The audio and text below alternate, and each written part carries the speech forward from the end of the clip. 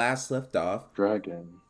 Pete's Dragon. Where we last left off, you guys barely survived the train crash, and Shanti is currently nowhere to be found, and you are being shuffled away from a tidal wave sized mist that is engulfing everything behind you as you run through the trees. But before that happens, of course, I have to do my usual cold open. So somewhere in New Vernatu, adventurers are sent to their doom within the void.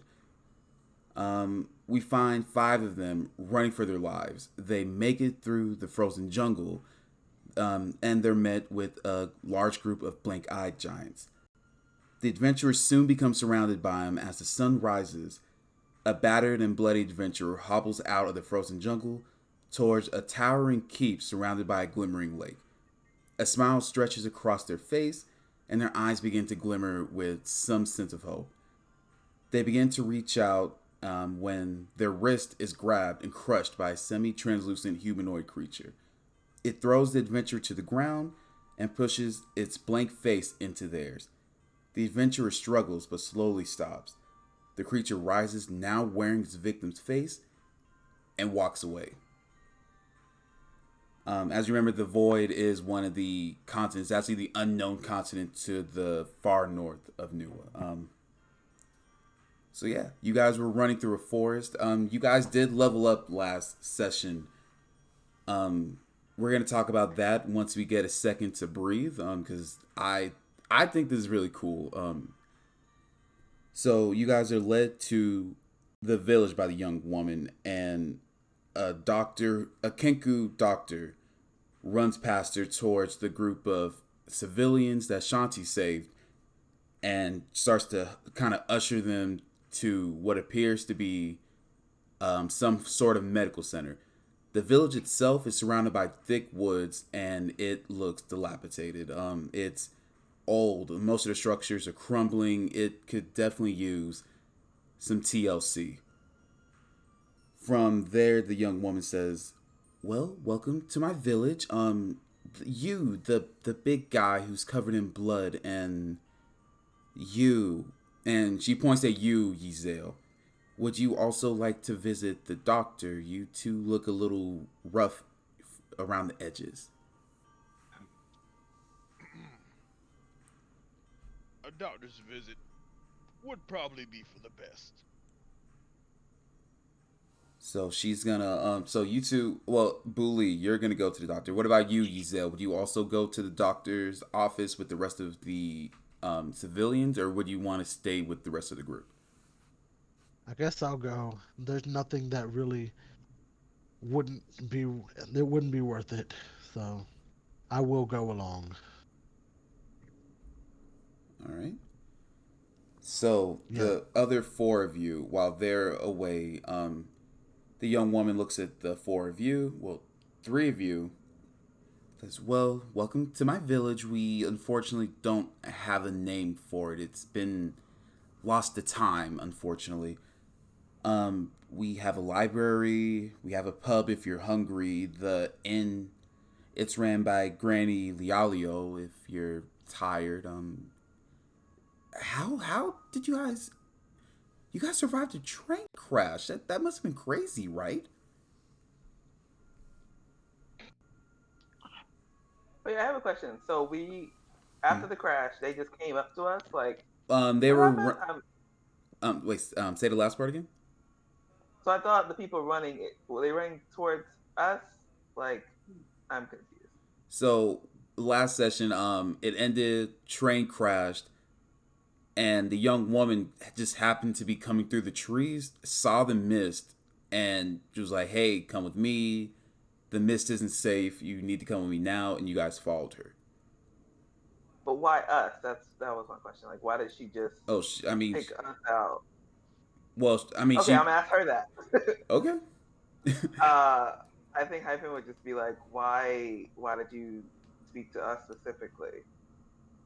Well, you were the closest ones when I came out of the woods. I was hunting for berries and I heard the big crash. I came to see what was happening and you just happened to be the closest ones.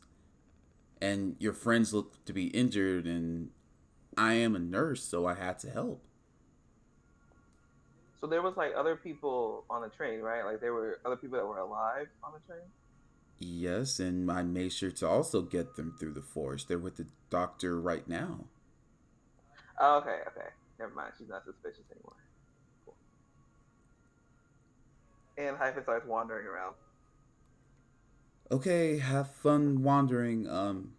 She looks at you, Oneki and Vesden.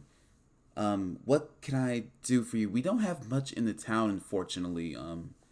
We've seen better days, but maybe I can help. Are you trying to find something in particular? Maybe a place to rest? I turned to them and just asked, what is this village? I don't think I'm not really familiar with this area, to be honest. Most people aren't, and that's unfortunately been part of the issue. After they made the train tracks coming past the village, people just stopped coming by. So, as you can see, and as she gestures towards one of the buildings, a shingle falls off and hits a small dog like creature, and it just falls. The village has seen better days. And lately we've had issues at nights that it doesn't help our situation. Uh, Two things. I suppose three things actually. Sorry, I'm still a little bit rattled from the train crash. Um, there was a lady, and I explained. I like describe Shanti in as much detail as I can. I think probably the mistake here is that Oneki does not really like remember a lot of like. I feel like Oneki's a little bit face blind, and so she's not really describing Shanti's face as much as like her usual outfit and hairstyle, and hoping that that's gonna cover it. Um, so we're looking for her, just to at least ascertain if she's dead or alive, because she was traveling with our party. Um, Two, we need a way to contact our guild and let them know that she is missing, and also that we were stranded by a living train that crashed. And three, God, I had a third thing. You said something about the night, right? What's going on with the night? Well, first, she give me a perception roll. Can I help with this? Yes, you can. Cool, because for some reason I have disadvantage on perception. I should figure out why that is. Oh no. I think I do know why. Oh, it's from my ADHD mechanic. Yep. I can do the roll because I'd have advantage if you helped me. Sure, I will help Vez. Okay, let's how do I'll just roll twice. Fuck it. All right, we got a 12 and we got a 26. What the? Hey, advantages. So Rogues are good at shit. rogues are good as shit. Retweet. So Kill with your monkeys. with your 26, the woman kind of stops talking, and you can notice that the body language she's giving is one of fear and hesitance to talk about it, but you don't particularly know why there's fear right now. She kind of shakes off and she says, "Well, lately for some reason something at night comes and attacks us. We've lost many of our hunters and we're kind of running low on meat, and that's why I was in the woods trying to find berries and maybe some type of small game. And for some reason it only comes at night.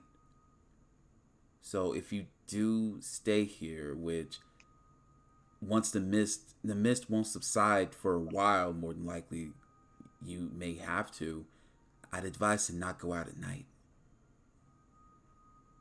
Huh. So as Hyphen's walking around, I rolled a perception. I only got 11. Do I pick up anything weird? Like I wouldn't hear this conversation, but like, do I pick up anything weird walking around? So with that 11, you notice around the town that there aren't a lot of children there, or young people to be exact. It looks like the youngest person you could have seen would be the person that brought you to the village, and she is and let me roll on my race table because making races is hard. I got a 94. She would be a Earth Genasi. Sweet. So she's an Earth Genasi, and she appears to be what you would think maybe a 20 to 30-year old would be. And she appears to be the youngest person that you've seen in the village so far. The village itself is run down, cobwebs. It looks like if anyone's lived there, it would have been a long, long time ago. So it's only her living there? No, there's people living there, but the village itself looks like no one's lived there for a long okay. time. Vesden, so she tells you, oh, I should probably tell you my name. It's Fiona. Nice to meet you. I guess I should also take you to the mayor. He would probably want to talk to you about this. You said you wanted to talk to your guild, right? Yeah, that'll be really helpful. Actually, we should probably get in contact with them. Well, you can. We do have a mail center. You can talk to them and try to send a message out. I don't know how long it will take to get there, though. Yeah, I guess it can't hurt to send out a message right now, even though it might take a while. Better to send it out and just be waiting on it to reach its destination. And she turns to you, Relu, and says, well, when I walked up, all I saw were the 5 of you and the 10 people in the back. I didn't see a giant dark-skinned woman with you. That's not great. uh, uh, one of us might have to go back and check the bodies, unfortunately. And the wreckage. I suppose we should also check the wreckage in general and make sure that thing is properly dead. Do we have the time to check the wreckage with the mist? Like, has the mist? Would we be able to go over there and check the wreckage before the mist got us? Or is the mist not going to really mess with the trade? I wouldn't. And this is Fiona, not me. I'm not metagaming. I wouldn't. I would suggest not attempting to mess with the mist. Some of the hunters before they unfortunately died, they would chase small game and birds into the mist, and when the mist subsided, all there was left were bones. We unfortunately don't know what's in there, but I just met you, and I would rather not see another dead body.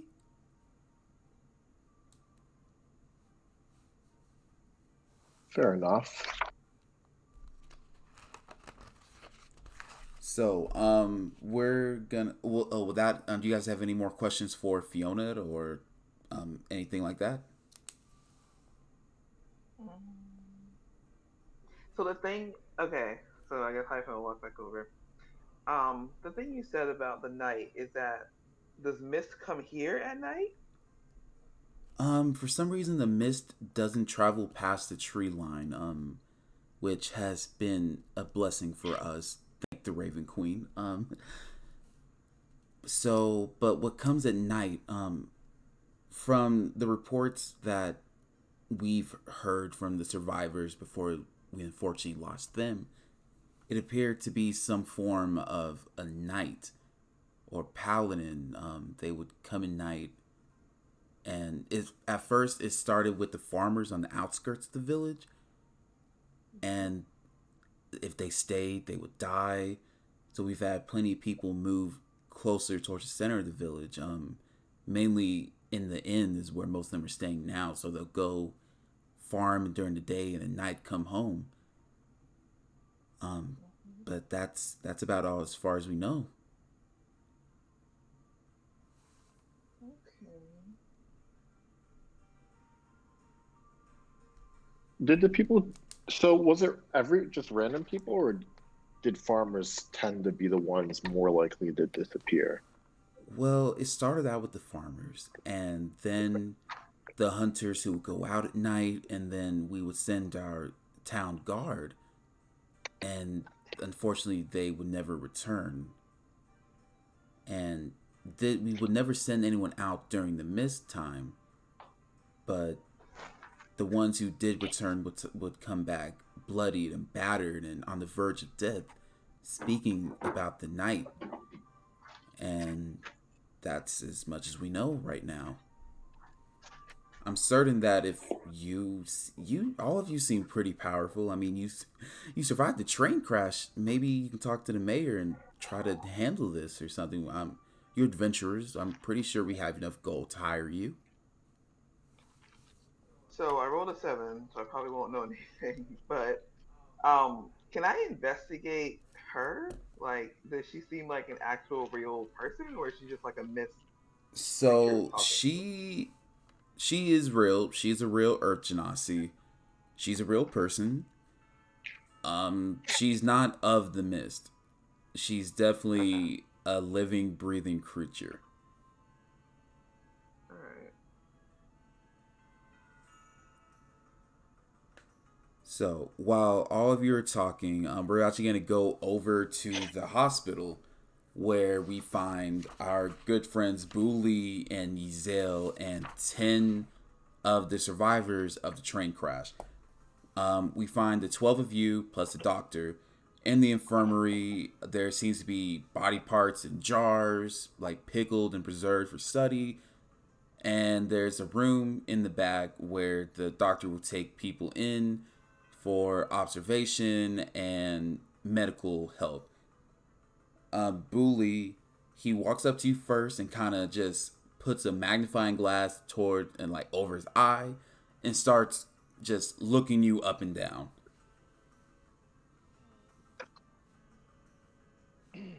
So, tell me, Doc, where exactly are we? Tell me, Doc, where are we? Oh, that's right. These are Kenku. They could only mimic what they've already heard. Brock, mimic what they've already heard. Doc, am I doing okay? So the Kenku, I'm gonna give him a medicine check.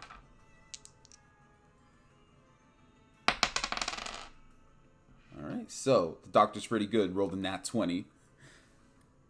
So the doctor looks you up and down and kind of he reaches into his pocket, gets a kind of a shred of paper and begins to write on it and hands you the note. It says you have what appears to be a few broken bones, a little internal bleeding. You should be fine if you drink this. And you look up from the note and there's a jar, there's a potion of healing. He hands you another sheet of paper and says, if you take this and just a good night's rest, your natural healing should take over and you should be fine. Okay. I would like to take the potion of healing. Does the doc have a bookshelf of any kind in this office? Yes, he does. There's a bookshelf filled with what appears to be very, very old books. Just Are any of them dictionaries? give me an investigation check.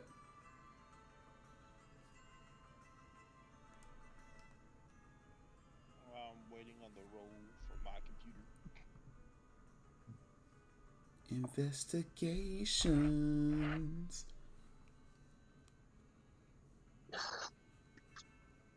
It does not want to cooperate, so let me roll on my phone right quick. Okay, I'll be here. So, But say I can roll if need be. Hey, did you ever get my Snapchat, by the way? I did. I will open it after.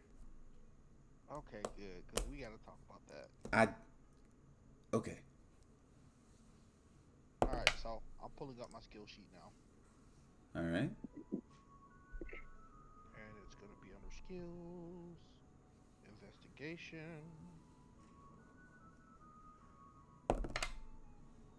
I have a 13 to look for a dictionary. So you do find a dictionary there, but it appeared when you open it. Um, I love to ask this. Give me a Constitution save. Now he said he loved to ask that.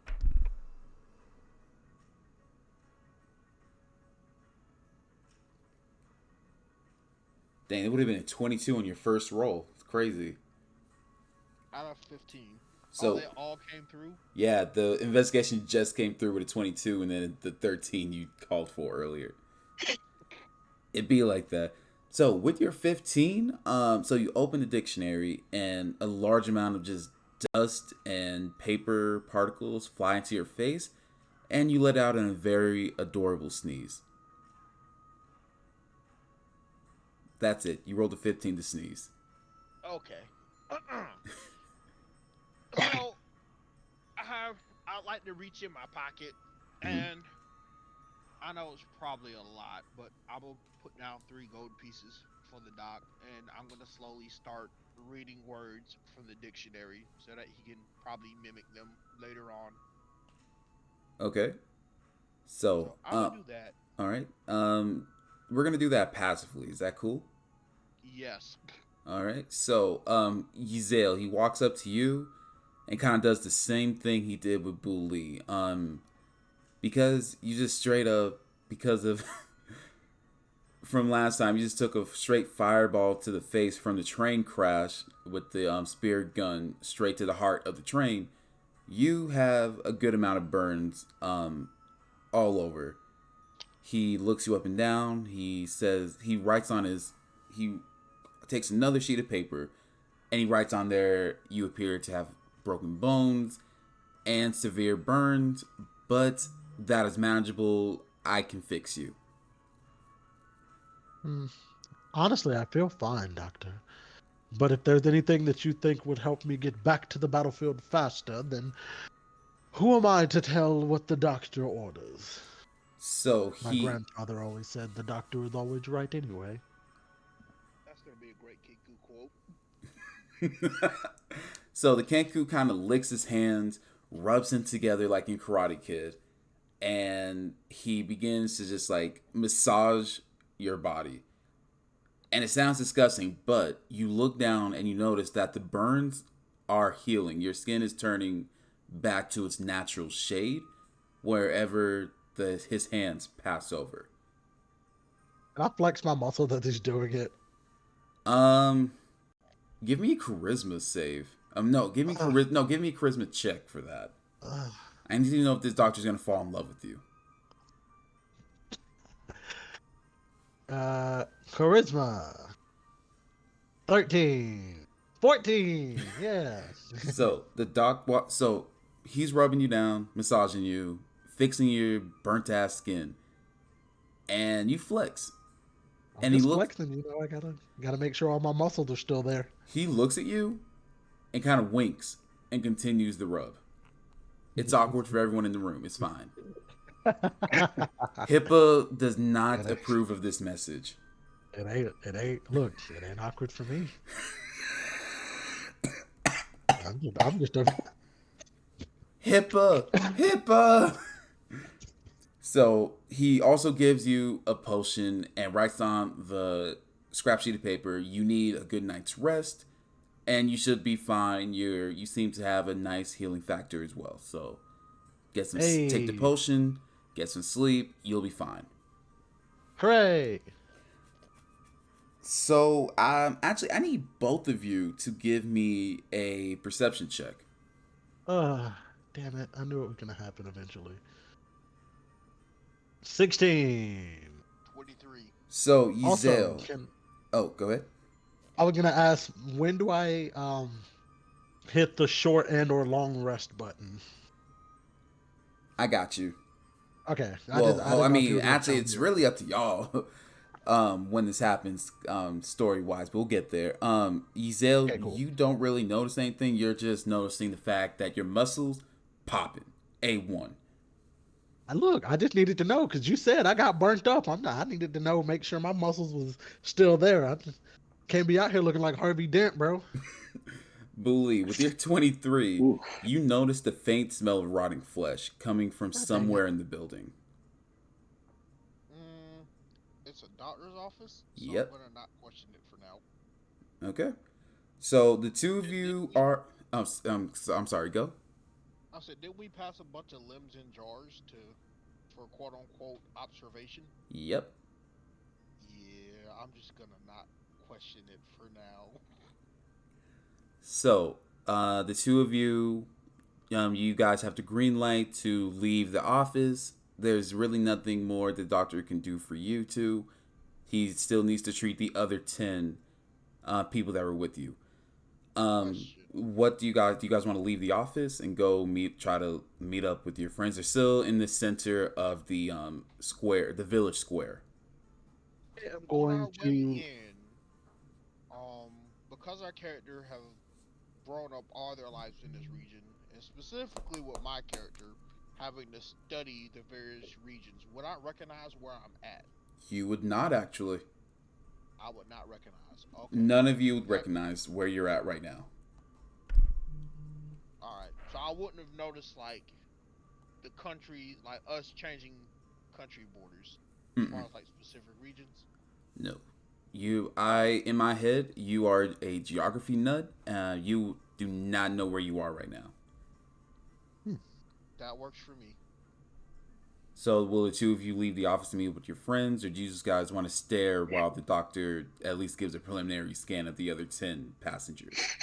I'd like to Um, leave and go find a place to rest because even though I realized that my muscles are still there and my body had gotten over the burns and I took the potion and my bones seem to be healed, I'm actually like physically very, very tired because now the effects of everything, plus being like pseudo super healed in the course of like 10 minutes, has drawn like the physicality of my body down.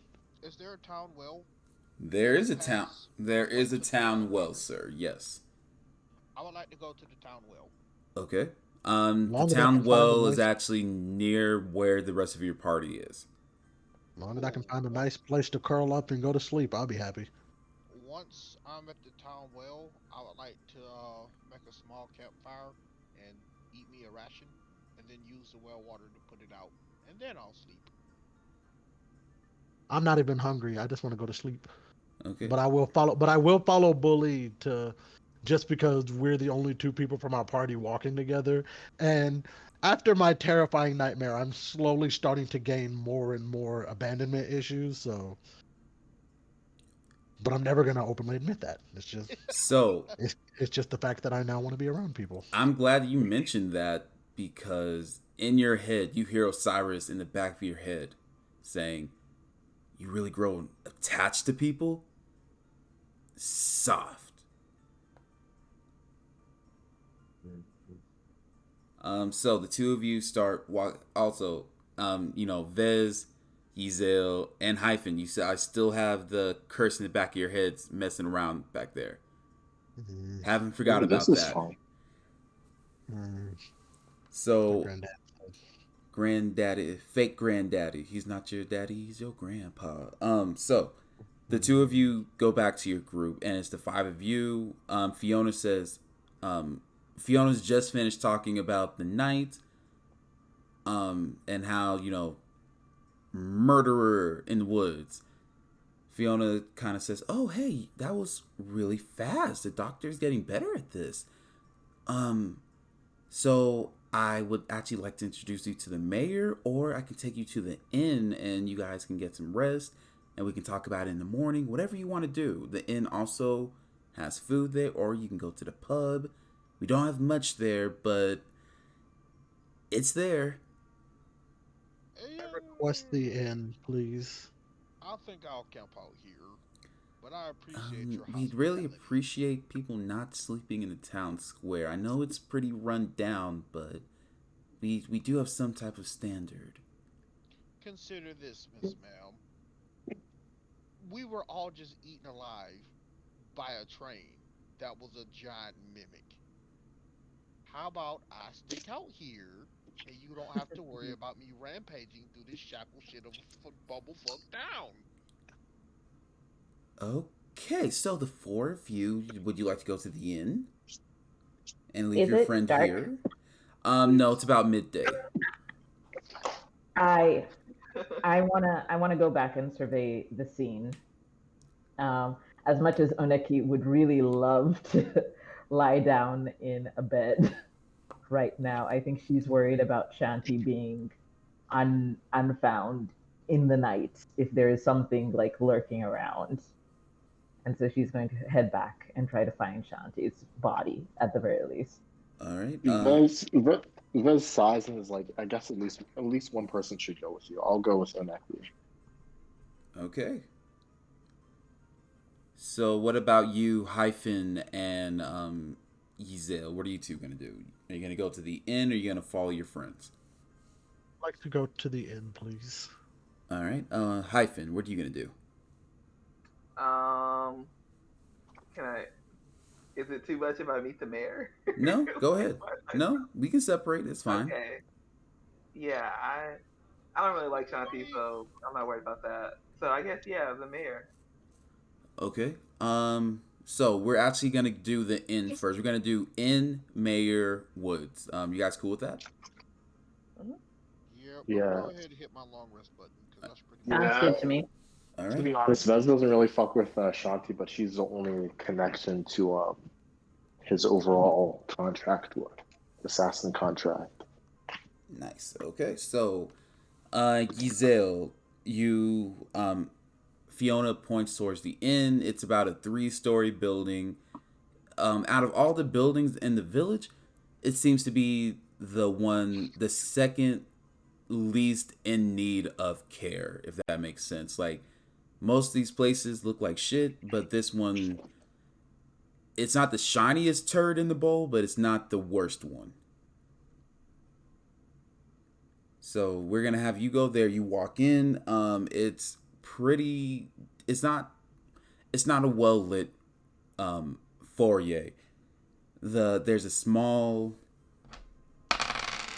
gnome woman behind the desk. She looks up at you and says, "Oh, hey, you want a room there, kid?" Yes, I was told by the fair maiden outside that we would be accommodated with rooms here at this inn, should we Oh, be so nice and offered one. All right, 200 a night. Hmm. I was led to believe that we would be given these rooms without having to pay. Who said that? Everybody pays around here in one way or another. Hmm. I really don't understand what you mean by that, but at the end of the day, I guess it'd be worth it for just one evening.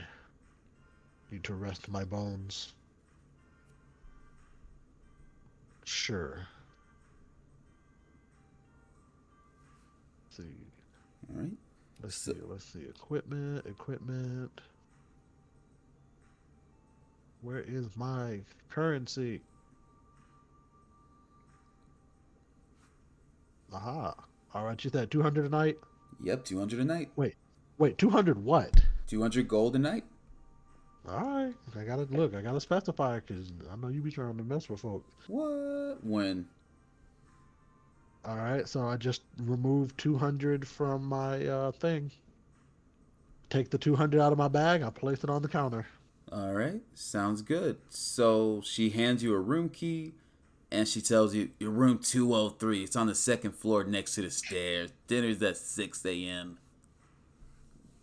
Alrighty then. I doubt I'll be coming to breakfast, but I appreciate it nonetheless. All right. So you go to room 203. You open the doors, and what appears to be a straw bed in a room filled with cobwebs and dust. Fun. Is there anything directly on the bed? There are sheets on the bed, and they look relatively clean, but they also look old. Uh, well then, out of my backpack, give me a second here. I have a. No, I need. Do I not have? Oh my goodness. There we go. I will take my bedroll Okay. and I will lay it over the bed, and then I will lie down on the bed. All right. Good man. So you can hit the long rest now if you want to. Hooray! So you are Long. out of commission for until tomorrow morning. Alright, that's fine. Booley, same with you, buddy. We're gonna go see the mayor. Hyphen, before everyone separated, we left Fiona pointed towards the mayor. It's the largest building in the square, and it's relatively the newest building. Um, they made sure to keep the mayor's office looking better than everything else. You walk in and you see a small lizard woman, and she looks up at you and says, "Oh, you're new? Okay. Hi, let me get the secretary," and she walks away. Um, the room that you're in also seems old, but not as old as the outside cares to show that it is. There is paint peeling from the walls, and dust appears to be in the corner of every room alongside spider webs. I rolled an 18. While she's gone, I kind of just want to look through. I guess her. I mean, I rolled for perception. Is that right? If I want to look through her stuff to see if there's anything weird about the town. Yeah. Well, I mean, investigation, perception both work in my opinion. Okay, well, I rolled a 18 for perception. All right, so what exactly do you want to look for in the room? There's currently a few I bookshelves and appears to be a mahogany desk that is fairly pristine. I just not really anything specific. Like Hyphen doesn't feel right about this town, so while the lizard woman is gone, just to like shuffle through the stuff at the front desk to see like is there any papers there, like anything interesting. So, dot. All right, so with your 18, you can find papers about, and they're old papers. They're weathered, they're yellow in the corners, and the ink that was on them has faded in parts that you wish they weren't. There also appears to be a picture of the village, and in the picture, it's a very bustling and lively town, the exact opposite of what it is now. Mm-hmm. So while you're, Okay. is there anything else you want to snoop for? Is there like any like so does the town seem like it's just a front for something? Like does this look like actual papers or are they just like sitting here so that people think that it's a real thing? No, this is a real village, Cool. and Okay, the so it's good. papers are real concerning the village. Okay. All right, well that's it. So you finish rummaging, and a slender young man walks up, a slender elf, and says, "Hello, my name is Leolio. You wish to see the mayor, correctly? I'm correct? Mm-hmm. Well, I am his secretary, Leolio, and I will now take you to see Mayor Denori. Follow me." And you follow Leolio, and he opens a very large mahogany door, and inside is an office covered in paper, some old, some new, ticked just papers and other forms of parchment and scrolls tacked to the walls with lines connecting them, some magic, some yarn.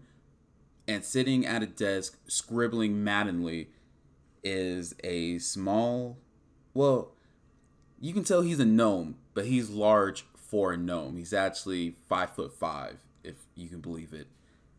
He looks up and says, Leolio, who's this? Leolio looks at him and says, oh, this is one of the adventurers that Fiona saved from the mist. She did send word about them. Potentially they can solve our issue, sir. Please be nice. And Leolio looks at you, Hyphen, and says, please don't take anything he says to heart. He's blunt.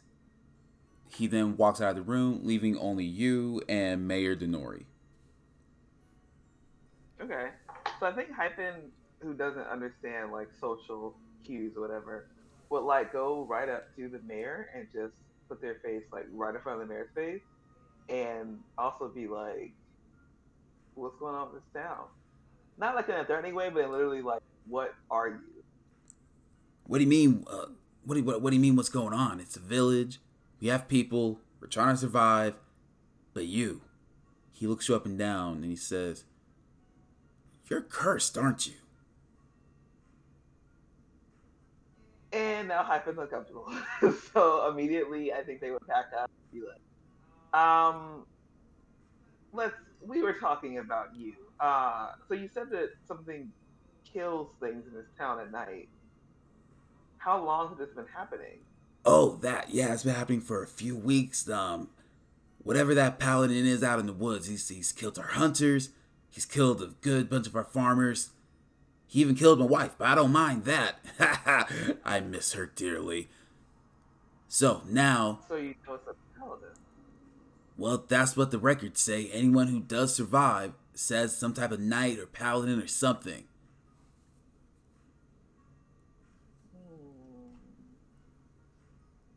So I think Hyphen would like turn and go like look around the office, but also be like, so what do you like? Why did you want to see me, or why did you want to see us? Because we've run out of hunters, we've run out of protectors, but you're an adventurer. I can hire you. You can kill that thing, right?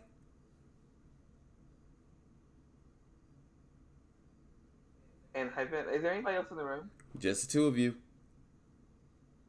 I think Hyphen would kind of walk back over to the mayor and be like, "How did you know I was cursed?" What do you mean? I smell it on you, kid.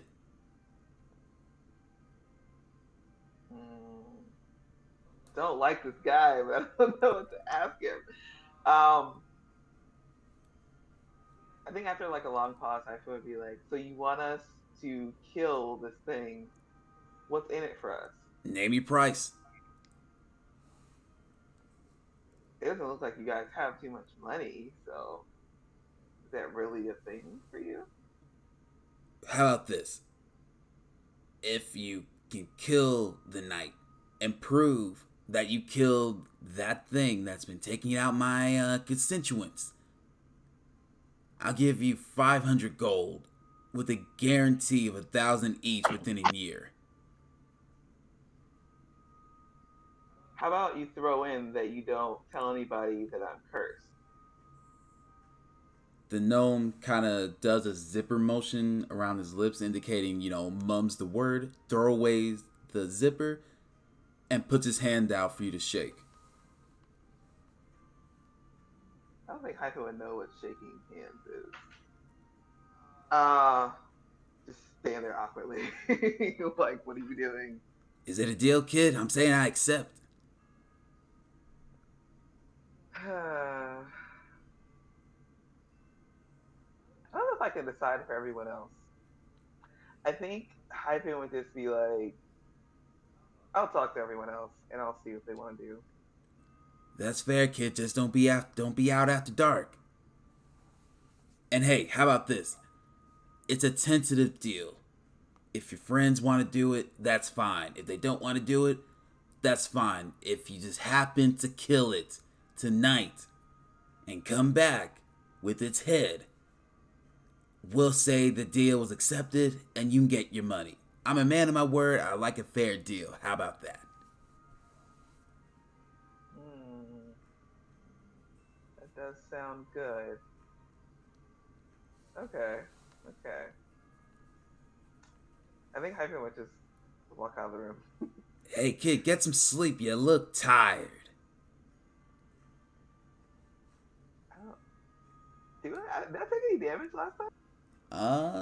You didn't, but you did survive a train crash. I'd be rattled. I'm fine. All right, It's like so walks out of the room. all right, so we're gonna skip over to Vesden and Oneki. You two follow. You two are currently following the path that you came through, leaving the. You're essentially retracing your steps. You get to the edge of the woods, and there appeared and what would have been the train wreckage has now been covered in mist. You do see a bit of the train sticking out of the mist, but not much else. I think Anaki's going to start looking around the wreckage. I think she gestures to Vesden so that they can like split the search area in half.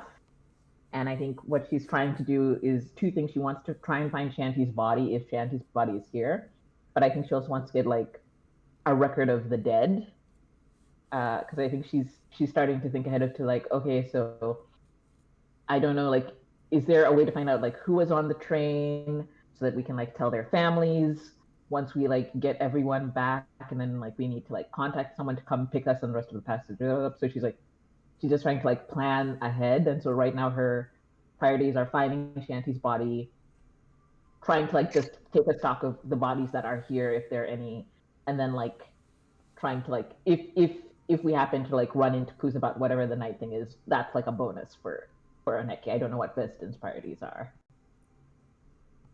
Vezin's assisting the search, but mostly just uh, caring about finding Shanti's body. Possibly checking Shanti's body to see if they can find if he can find anything that would indicate give him any kind of leverage against the mayor. But for the most part, he's gonna listen to Oneki and do whatever is needed. All right, so how about this? You guys can give me some investigation rolls, perception rolls, and we'll go from there. How about that? Definitely gonna do perception. I'm not stupid, but I'm about average intelligence here. So. I can do investigation. I feel like probably my perception disadvantage would be thing just because she's rattled from like the visions and from like everything that has happened. I think she's too rattled for her to be focusing on anything. So disadvantage to perception would still apply. Mm. Not one, baby. Oh. Oh shit! What about you, young Viz? What did you roll? 25. Fuck. So I'm getting. At least one of us. At least it works for one of us. yes, Only one of us has to succeed. All right, so Vesden, with your 25, you do see footprints, a large amount of footprints from the 10 from the 10 people in the bag who were saved by Shanti. You also see footprints that would be your party's footprints and Fiona's, all heading towards the woods, from whence you came. In the back, towards the back, you do find some blood stains and what appears to be dragging marks, like marks of where someone was dragged away, leading towards the woods, but then it disappeared once they hit the grass. Is it like a wait? Are there dragging marks from Is there I'm trying to remember when's the last time we saw Shanti. Trying to see if I can connect if I could connect like location wise to the fact that we're Shanti, like to identify if this is Shanti's blood or not. So, just table talk. Last time you saw Shanti was after she woke everyone up for the last time. She was bleeding from her eyes and nose, and her eyes were glowing black. And the last time you saw her was when she was waking you up for the last time, and she was going towards the train cars with the civilians that were saved. She couldn't save all of them, but she did save 10 of them. So that's the last time you, as a group, saw Shanti. Okay, so I see the blood. I'm just like, huh, something weird happened here. But Are these this doesn't 10 really. passengers separate from the 10 passengers at the village right now? I'm sorry, say that Or again? like the 10 passengers that she saved, they're the ones that are at the village? Mm-hmm. Okay.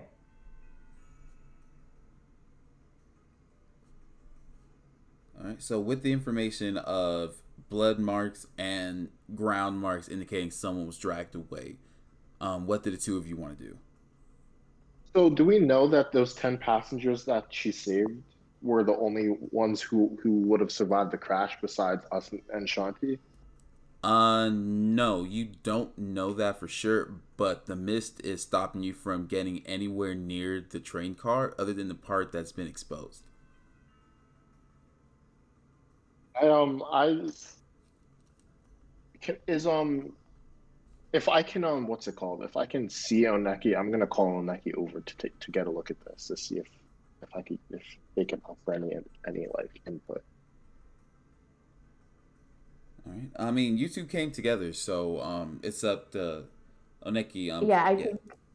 I think given what we've heard about the mist, she's trying not to wander too far from Vesden. I think she's trying to keep him at least within like eye shot. So if he's like gesturing or yelling, she'll come over. Yeah, I'll just kind of gesture towards Oneki because with the mist being around, I'd rather not get the attention of whatever is randomly in the mist. Sounds good. I come right over. So I point the tracks. I'm saying this is kind of suspicious. Yeah, I don't like the look of that.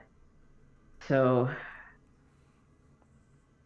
do we think that this is the work of the creature that's, or like the paladin, I guess, that's been hurting these people? Or do we think this is a problem separate to that? I'm gonna say that just off the guesstimation that whatever was dragged away from this spot was dragged away by the creature. Okay. So this creature, whatever it is, has taken Shanti.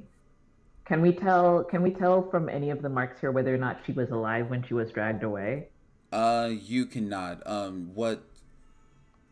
Give me an investigation. Oh baby, let's try and do better. You can do it. Nat 20. Ooh. All right, definitely better. So you look at the marks that from the dragging away marks. It appears to be a straight drag.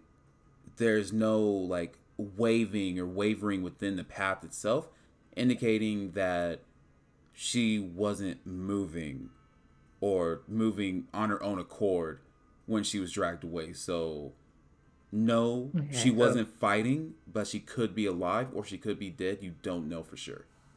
Yeah. Okay. Well, I mean, either way, it looks like we're gonna have to deal with whatever this thing is, even if it is just to find Shanti's body. Is there anything interesting in the direction of the dragon, or does it just go into the mist? It actually goes into the woods opposite of the mist. So the way the scene is set up is that there's the bit of exposed train car, there's the bloody spots that lead to the dragging marks that lead into the woods and disappear. The exposed train car is cracked and rusting over as though it's been there for like a millennia. What you remember from the train is that it looked relatively new. The back cars shouldn't be harmed in any way because Boo Lee was throwing TNT sticks and dynamite at the front of the car, at the front of the train. This is the caboose. This shouldn't have any damage other than like a few skid marks from being toppled over from flipping and everything. But it's rusted over as though it's been untouched and nature is trying to reclaim it. Okay, I should have some rope. I'm gonna take some rope. I'm gonna go like within like I'm gonna turn to Aneki and say, I'm curious about this. It's weird that the train's rusted over like this. I'm gonna tie Right. like some rope to an arrow. I'm gonna pull an arrow from my pack and take like maybe like 10 feet of rope and get within like 10 feet of the mist and just kind of toss the arrow attached to the rope into the mist and then pull it back after like maybe a minute or two.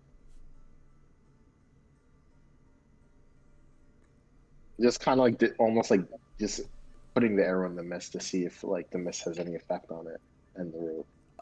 Give me a straight D20. Okay.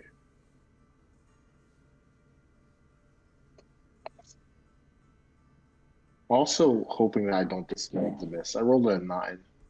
All right, so with the 9, you shoot into the mist. The rope just keeps going and going and going, and then it finally becomes taut.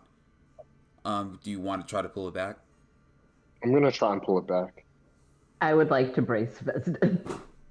All right, so you pull the arrow back, and the rope appears to be frayed on the end, as though it's been around for a long time and it's been weathered by just nature. And the arrow, it appears that what would you say the arrow tip is? Would it be a stone? Would it be some form of metal? Is it magic? What would you say it is? I just chose instead of like a shadow arrow, I just chose a normal arrow because I'm trying to see some stuff. But what's it called? It would probably be just like a maybe like stone. Let's say stone. Actually, no, it would probably be metal since like I've been out here for since I'm used to doing shit. All right, so the rope frayed by what appears to be just nature and time. The wood of the shaft of the arrow, it is warped. It's as though it's been bent and just gradually bent over a long time across the whole thing, and it looks wavy like a sound wave. The head of the arrow, it's rusted, but it also looks as though it's been melted, but not to the point where it's just gone completely. It's this arrow that you shot came back as something that looks unrecognizable from what was shot into the mist. I'm not gonna touch the arrow. I'm just gonna look at it and say, "Damn, that's kind of weird." I'm gonna just cut off the piece. I'm gonna cut off the section of rope that went into the mist, and I'm gonna roll the rest of it up and then put it back in my backpack. All right. Okay.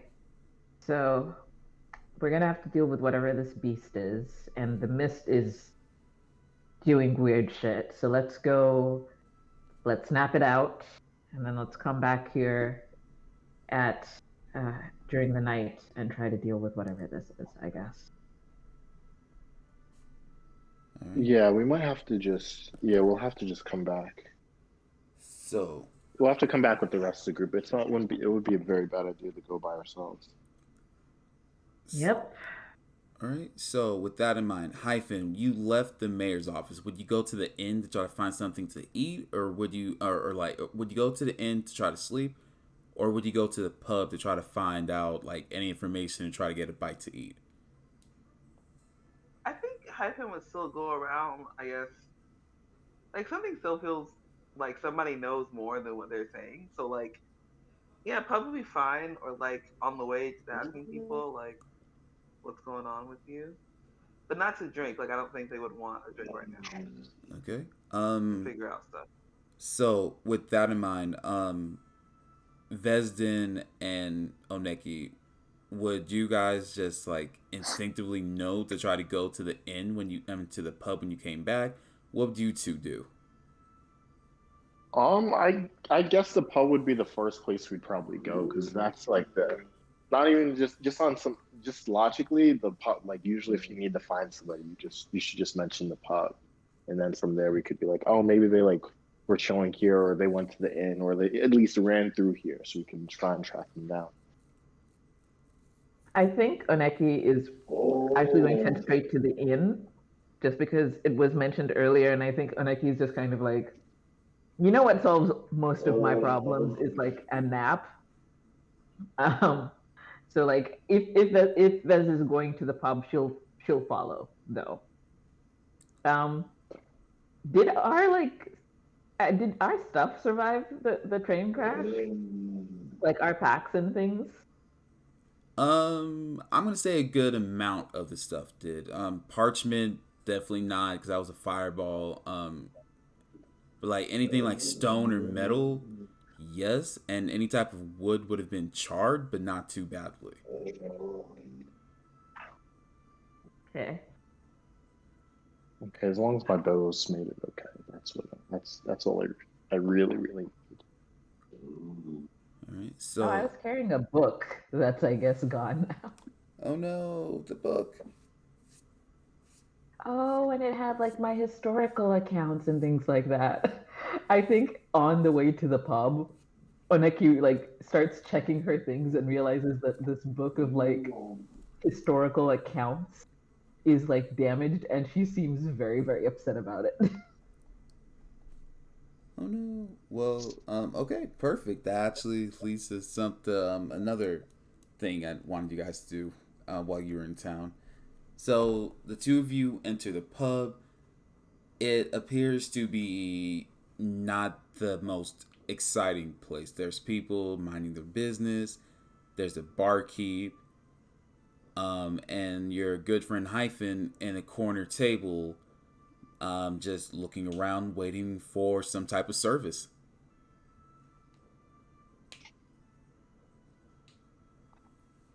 How was I the guess. meeting with the mayor? Oh, sorry. Oh no, you're fine. You. I appreciate the saving of time. Oh, okay. The mayor wants us to kill the thing, and if we do, we get 500 gold pieces each. And what was it? Was it 1,000 in a year? So yeah, so essentially the mayor wants the deal of if you kill the thing that's been killing his constituents, 500 up front and 1,000 each, like 500 as a group, and then 1,000 gold pieces each within the year. Okay. Uh, Forgive me because I don't generally.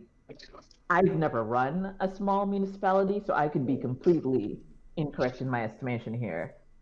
Does that seem like the kind of money he would ever be able to give us? It does Like, not.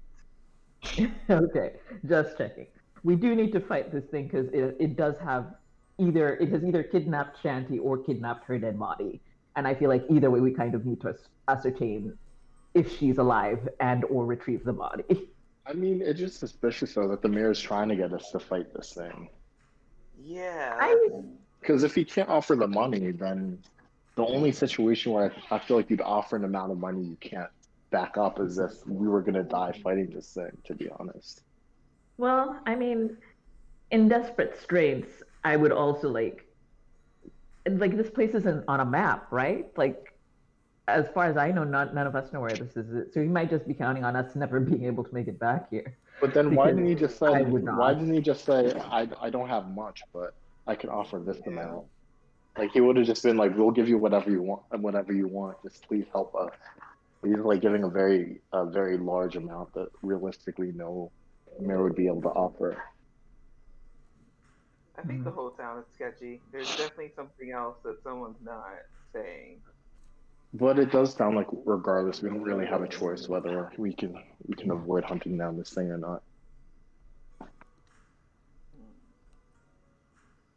Did we ever get reinforcements? Like, do we ever send off that?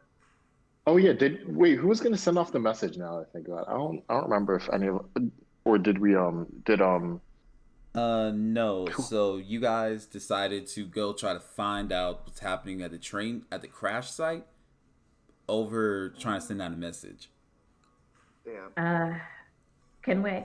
I look at the barkeep and I put on my most charming smile and I say, "Hi, uh, I'm sure you've heard about us. We were the adventurers that were involved in that train crash.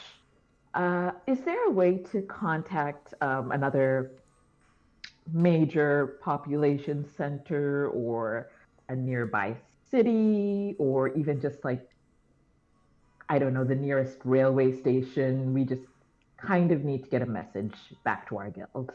So the barkeep looks up from their cup, and they are a giant lizard person.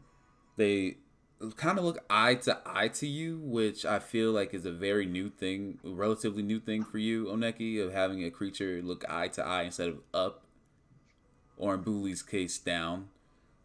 Um, they say, "Yeah, we have a mail center next door. If you want to try to send a message, I don't know how long it'll take to get there, though.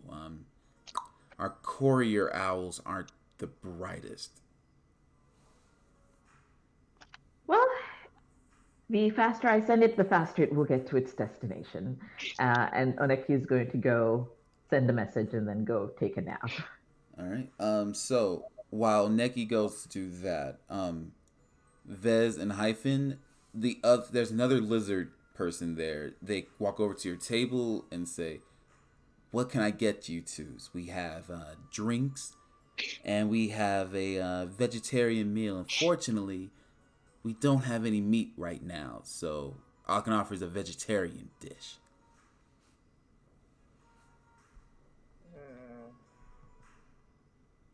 Do we need to eat? Is that like a? I Will mean, I get a bonus for eating? no, it's more of a just Be cute. yeah.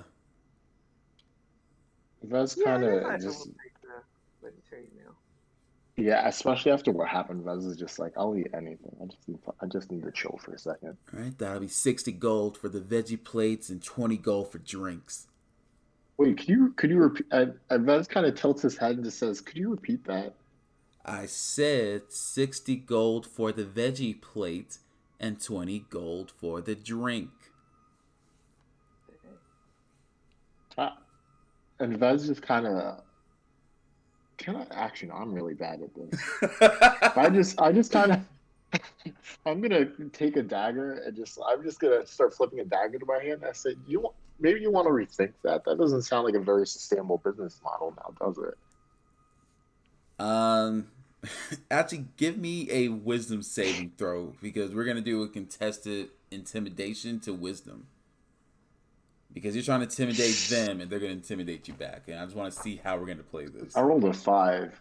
All right. And they rolled a 13. So, the lizard folk. Looking between the two. I should do this. So, the lizard folk, the waiter, the Maynard D person, they look at you kind of, and they don't have eyebrows, but what appears to be where an eyebrow should be kind of raises, and they gesture their head towards the bar, and the barkeep, instead of having their usual cup cleaning, now is holding a battle axe. And the waiter says, like I said, 60 for the plate and 20 for a drink. Vez just kind of throws his hands up and just says, I'm not going to pay for this bullshit," and then just leaves. And then just leaves the bar and goes back to where they were. All right. Hyphen, what are you gonna do? Are you gonna try to eat, or are you trying to leave with your friend? I mean, Hyphen's already been eating this whole time, but I think as soon as Ben's them, I would just walk out with him, just like, "Oh, we're leaving. All right, cool." All right. Oneki, in the I didn't pay message. for anything. I just You didn't pay. no, I just walked out. I have to write that down for later. You might get jumped by lizard folk, but it's fine. So Oneki, you walk next door to the message center. You walk in and you see a 64. That is you see a high elf. They look to be reading. It's not even a newspaper, but it looks to be a scroll, a very faded scroll.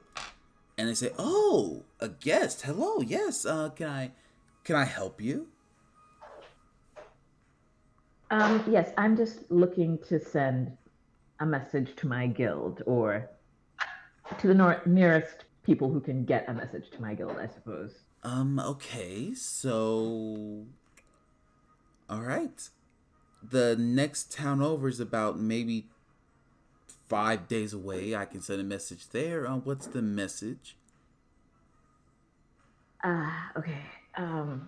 Is there a word limit on this? I'm gonna say 60 words or less. Okay. The message is, God, how do I explain this whole situation? Train was a mimic. Majority of passengers dead. 10 survived plus party. Shanty kidnapped and or dead. Investigating. Send transportation and backup.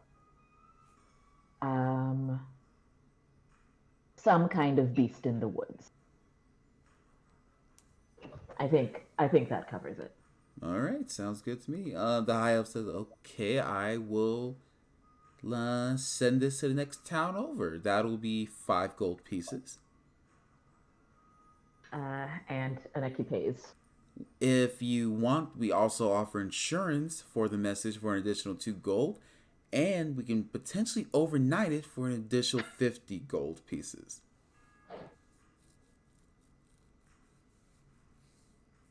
So that would be 57 altogether. Mm-hmm. Uh, This whole town is highway robbery. I think. How about? Actually, give me a second.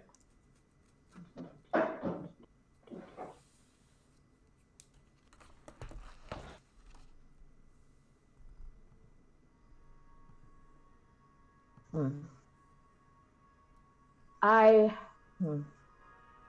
don't think I have.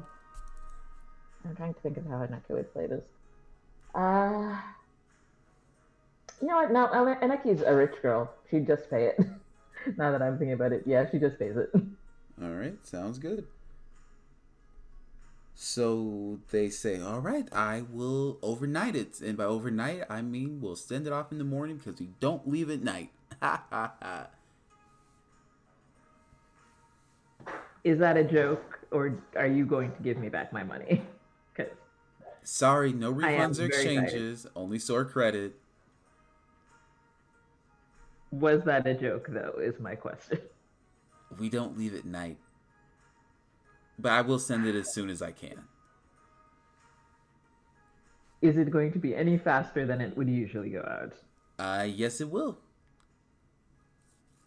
You know what? Fine, I'll take it. And she leaves.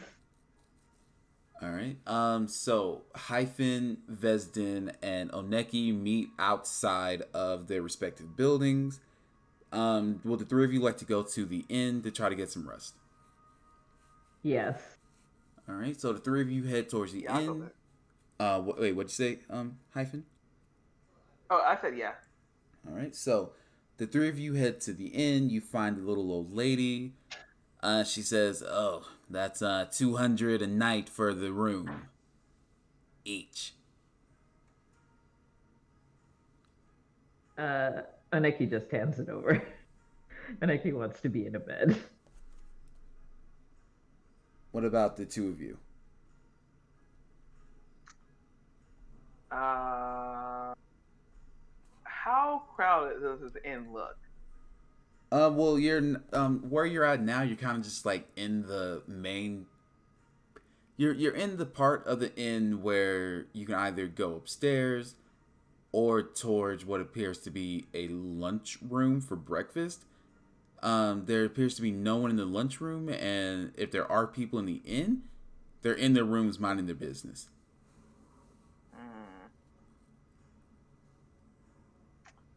I'm gonna try to keep this streak of not paying anything. I'm just gonna walk and try to open the door when I get there. Hey, you can't go upstairs without paying. We're not that type of inn there, pal. Hyphen keeps walking. Oh, I hate the newbies.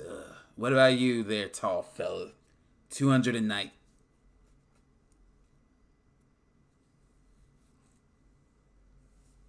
So, Vez, do you want to get a room at the inn, or how are you going to swing this?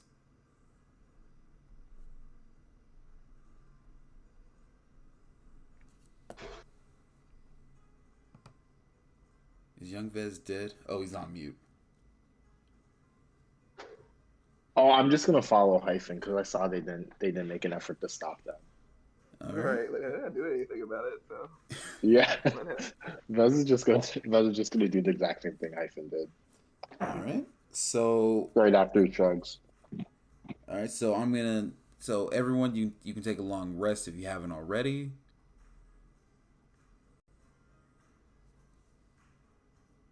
Sounds good. All right. So, and this for everyone, because I want to know everyone's details. In the middle of your long rest, which you've all successfully done, your guild cards begin to blink, indicating that you gained a level because now all of you are level 5. With your guild cards, you can choose a new class, like you can choose to increase your current class, or you can multi-class or choose a new subclass. Just a little table talk, everyone. Let's Bully with now you're level 5. What level did what? How did you level up?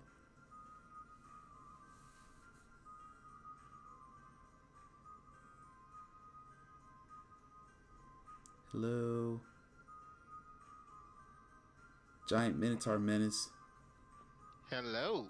Yes, so your guild card's blinking, indicating that you leveled up. How would you like to spend your new level? Like, are you going to try to level up, continue leveling your Echo Fighter, or are you multi-classing? How are you doing this? After my flirt with death on the mimic train, I am a stronger fighter. This combined with my experiences in the dream world of a perfect family have made me realize that this is probably going to be mm, where my fighter pursuits take a pause. But I'm at peak strength as a fighter at the moment. All right. Oh, Neki, how are you going to spend your level point? I took another point in Goliath. Uh, we're going up to level 5, right? Mm-hmm. Yeah. I took another. I went up to a level 5 bard. All right. Vez, what about you? How do you spend your level up? Well, I'm just gonna continue on as a rogue. All right. Yizel, how do you spend your level up? How do you spend the level point? Gain another level of sorcerer, and I learned a new spell called Ball of Light. All right, nice. Hyphen, how do you spend your level point? I did level 1 barbarian for druid and 1 barbarian. All right. So upon wake up, we're going to passively do this, where you all of you look at your guild cards. You kind of pick out using your card what how you want to spend your new level point.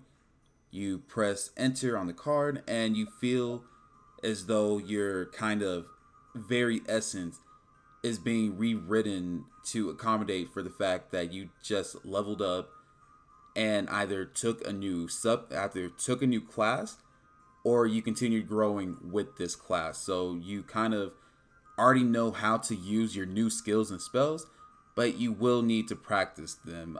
Just because you know them doesn't mean you're perfect at them. So, Okay, makes sense. because D&D never explains how you level up. I just wanted to give something for it. So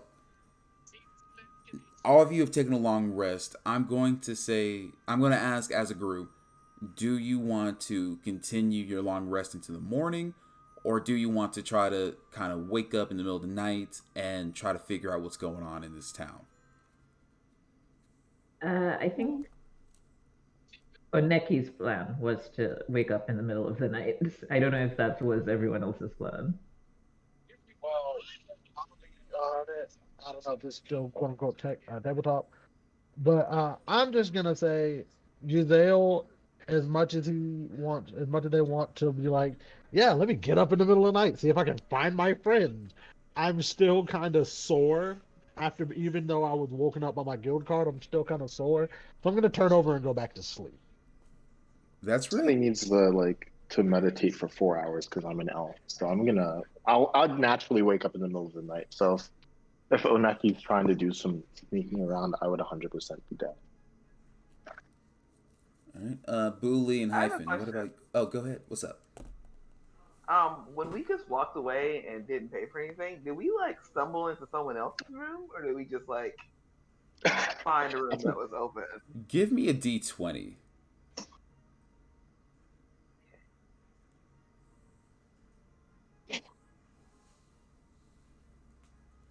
I got an 11. All right. So I was doing even and odds. So on your odd roll, you actually walk into a farmer's room, and he's sitting there. He's kind of standing in the window. He's standing in the windowsill, naked, and he looks back at you. He's like, "What the fuck?" And you Hmm. immediately close the door, and you go down to the next room, and it just happens to be empty. Okay.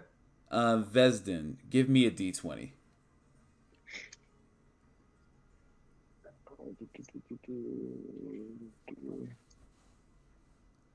9. With your odd, you also walk into someone's room. This person appears to be performing some type of very weird ritual involving candles, a knife, 3 stacks of loose leaf paper, and what appears to be a paper mache effigy of the Raven Queen. I'm gonna if they I'm gonna hopefully they didn't hear me open the door. I'm just gonna silently close the door as possible and then just go to next room until I can find one that's closed, that's open. All right, sounds good to me. So yes, hyphen. You two did eventually find empty rooms. So Oneki and Vesden, you two wanted to try to sneak out into the night to figure out what's going on. Booley and Hyphen. What about the two of you? Are you gonna finish the sleep and try to convene in the morning, or are the two of you gonna try to meet up with the rest of the group? Sans Ezel. My character is, well, one of his defining features is being tough, and he's had plenty of time to rest by now. So he feels like he's ready to rock. However, he had something in his dream that bothered him about being in the doctor's office, how it was very uncharacteristic for a doctor's office. Normally, places are sterile and clean and maintenance high and not really full of dust. And then he thought he didn't question the smell of death at first because he passed all those limbs and stuff inside of jars, which should be smelling like preservatives, not rotting flesh. And now he's kind of curious about that. And now he's looking to get some more insight after determining that was the meaning of his dreams.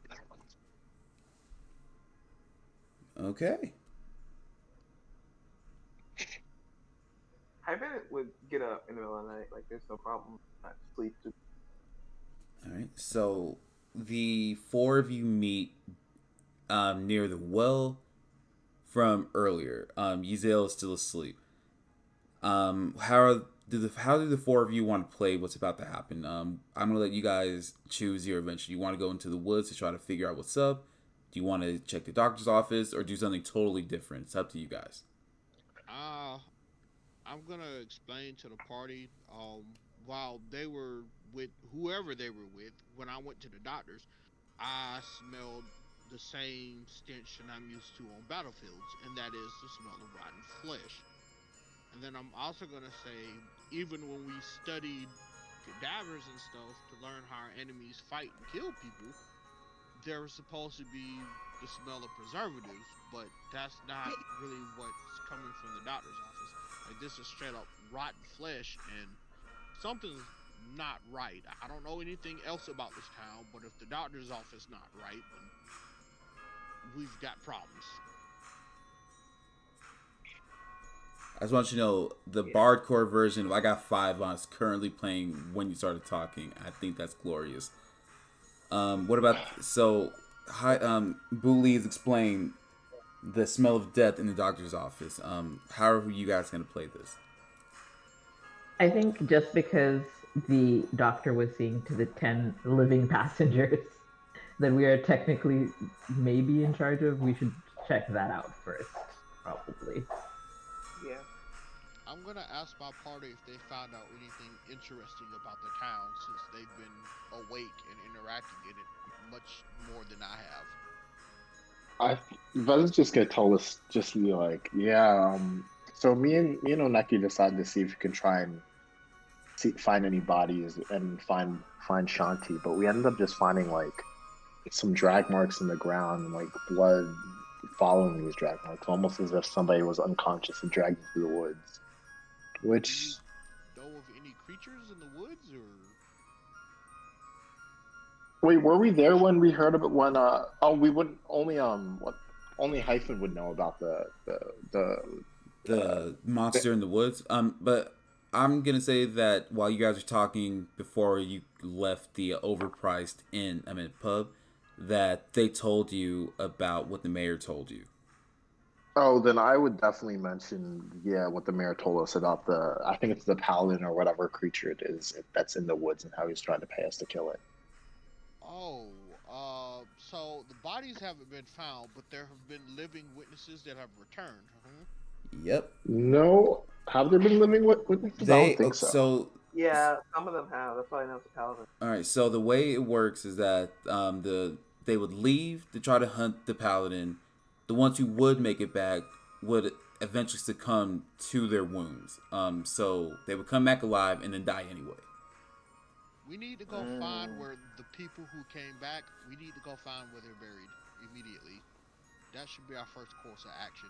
If we can find their bodies, study their wounds, we'll know what kind of damage this paladin is inflicting, or perhaps what it's doing to kill these people, and then we can prepare ourselves for a confrontation. Would they have went to the hospital? Like, would I know that? Like, after they came back, would they go to the hospital? One would assume that if Die you're there. treated, you're gonna head to the medical facility. I'm- So maybe you might find a clue there anyway.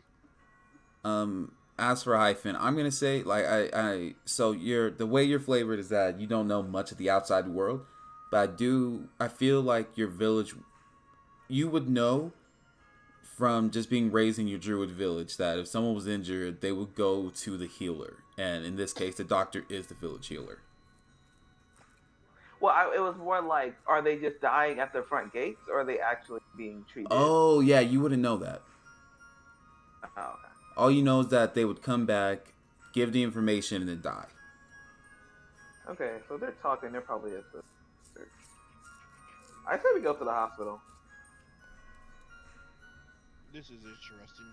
Do we want to leave a little note or something for our sleeping friend? I know he chose to go in that inn, but I could not risk it after everything we had just been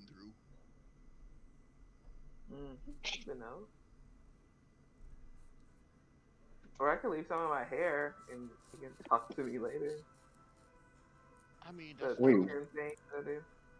The what thing? The eerie token where like I can communicate with people if I leave them something of me, like hair or a nail or something. It's really weird, but it it allows you to like talk to people who have a part of me. That's really fucking. That's all weird. That's really fucking useful. But we could also split up. That's an option too. Yeah. Well, it is a hospital. How troublesome can it be? I'd be more worried about the group going to the woods, to be honest. I'll figure out a way to break into that hospital, and maybe they'll have a basement where there's a morgue or some shit. Boy, though, I wish I had one of them Blessy boys. So am I leaving hair for anything? Alright. It's up to y'all. I'm gonna leave it. I feel like hair is the least weird thing to leave. Like a little note to be like, when you wake up, call me. Wait, is there a limit on how much hair you can give out? I mean, is there a limit on how many people you can communicate using this ability? Is what I meant. You harmlessly remove the lock of your hair, one of your nails, one of your teeth. This is imbued with magic until you finish the rest. It doesn't say it's a limit on. If only she was telepathic. I just give everybody hair. Y'all want some pink hair? Everybody gets hair. Everybody gets hair. So we all communicate with each other. There you go. Everybody gets a lot more. Telepathic. Okay. Okay. Oh, does that work if he's sleeping? I mean, we share the same brain anyway, so. So you can tell him when he wakes up to call you. I mean, when I say we share the same brain, I mean we're two kind of idiots. He'll sleep in. All right. So what? Okay. So what I'm gonna say is your hair is gonna function like a cell phone. That he may not know why he's getting a call, but at a certain point, at any point you feel like he might be awake, you can just like, hey, you wake up. What's good? Yo, here's the deets, type deal. Because essentially, you giving them hair creates a two-way form of contact, and either parties can just talk at any time. Since if only I had one of those fairies in a jar. Never again. Man, I gotta get me one of those. I'm wondering, what if he is splitting up possible? Because I was thinking we could do like two people going stealthy into the woods, and then two people going into the hospital. Well, the hospital is probably the easier task. If there's something out there killing people in the woods, then I'll fight that thing. Let's go into the hospital first. At least we'll have more information to act on it, like you said. Yeah. I agree with the hospital. Okay. All right. So I would like to go ahead and after we spawn my Echo, and I want to scout the outside of the hospital for potential entrances and or windows. All right. It looks like a regular. I mean, it's not a full hospital. It's a shack. It looks like, but it looks like a regular. I'm not gonna say shack. It looks like a medium-sized house. There's medium-sized house. Okay, is it 1 story or 2 story? 1 story. Okay. There are windows. 15 survival check. Can I tell if any soil around it has been disturbed? No. With your the soil has not been disturbed, besides the usual what appears to be people walking on it. But where people have been walking on it are the appropriate paths that should be walked.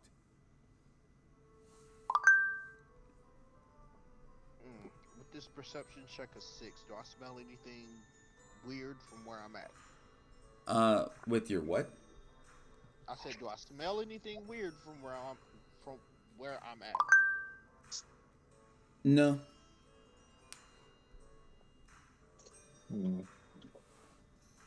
Is the hospital locked? I mean, the town is kind of broke, so. I mean, no one's checked.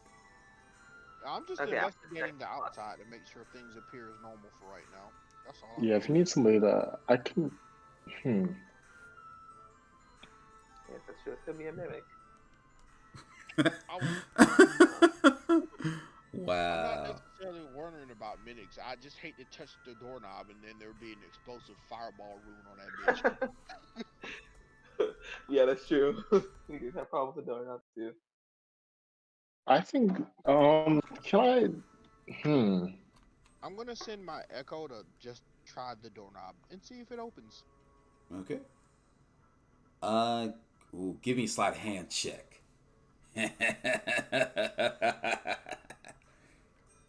22. Yeah, the door opens just fine.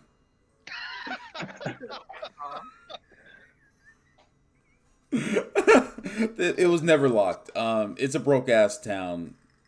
It's one of those small towns where like everybody knows each other, no locked doors type deals. So yeah, it just opens up. Also got some low ass prices too. Walk in, let's say 5 feet. I have a question. Okay. With my character having blind sight, do I detect that there is a basement or anything of the sort? Basement? No. No basement. All right. Do I remember the direction I went for general treatment? Yeah, he kind of just treated you in the. So, like I said earlier, when you come in, there's a waiting room where you guys were sitting before, and you get led to. It's a single door that leads to the exam room. That's where you were treated. It's right ahead. I'm gonna take a big whiff of the air. With this 16, do I detect the rotten body smell again? No, you don't. You do smell fresh blood, though. Fresh blood. I You would like to smell you teleport. smell iron, to be exact. Okay. Can I tell generally what direction it's coming from? It's all over the exam room. Like Fresh you're within blood? the exam room, and the smell of iron is strong within that exam room. I want to get against the wall and using the fact that I have blind sight for 10 feet. Do I detect anything on the other side of the wall as is? Stand by. Can I roll perception to see if I hear anything? Yeah, go ahead. And then I'm also gonna try one of my new ninja tricks. Rolled a 12. All right. You were trying to hear something. Yeah, just listening to see if there's anything going on like this time at night. So wait, you're my rules lawyer. Would drones have an enhanced sense of hearing? No. Oh, so with your 12, you hear your party's breathing. You hear a deep whiff coming from the exam room, which would be, Buli. As far as that, you do hear what appears to be snoring, coming from somewhere in the building. Let's see. Hmm. Like people snoring or Kinku snoring? Kinku snoring. Oh, okay. Would I be able to tell the difference? I have a question. I'm gonna say no, because I don't. In my head, they just snore like what they would hear someone snoring. Oh. All right, Oh, that's so true. you know how alligators do that thing in the water where like all they do is they peep out their eyes? Yeah. All right, so on the other side of this exam room door, which is supposed to be covered in blood, I want to do the same thing, but instead of the water, it's going to be the ground, and instead of a gator, it's going to be my echo trying to, pop his eyeball out to see. Okay. Oh, what? And I then think with that being done, let's Mm-hmm. see what I perceive. With an 8, I assume I popped up under a desk or something. You perceive a desk chair. But what you can see in the room is that it looks like a regular exam room, and for all intents and purposes, it's actually the cleanest part of this entire building. There's no cobwebs, there's no dust. It is oddly pristine. Oh, all right. So, with part of I want to have my echo reach his hand like partly through the ground and slam a desk door. And immediately after that, I want to try opening the door to Okay. the exam room. Give me a sleight of hand check. I'm gonna create my own damn distraction and then burst in. I have a 6. So you do drop the jar, and it shatters, and your echo still sees nothing in the room move. You wish to enter the room. Yeah, I'm gonna still enter the room. Okay. You enter the room. Nothing moves. There's appears to be a chunk of meat of some kind of pickled because of the preservative. That was in the jar on the desk. a jar of meat. A jar of meat. You're not The lying by smell a of jar. blood that was in the room kind of floods into the general waiting room, and it is a strong scent of metal. With my blind sight, do I detect anything within 10 feet other than my echo? No, All right. Is there a light switch? there is. I would like to activate the light switch. So you activate the light switch, and small crystals that line the corners kind of light up, illuminating the entire room. Let me. Oh, survival check. With this 13, am I able to tell if the meat on the table is a part of any local game or what should be local game? Yes, it is. It would be a part of local game, yes. Okay. I want to telepathically communicate my findings to the rest of the team, just so they know what's up.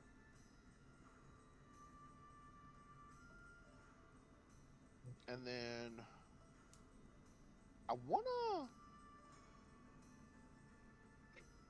use my echo to go through the drawers since it's already close.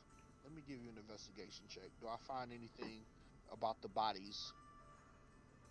No, you do not. You find medical tools, you find ointments, you find potions, or would-be potions that haven't been finished yet by the doctor. Aside from that, that's all you find in the room. You also find one of those like rolls of paper that they put on the exam table, so it's technically sanitary for everybody who sits there.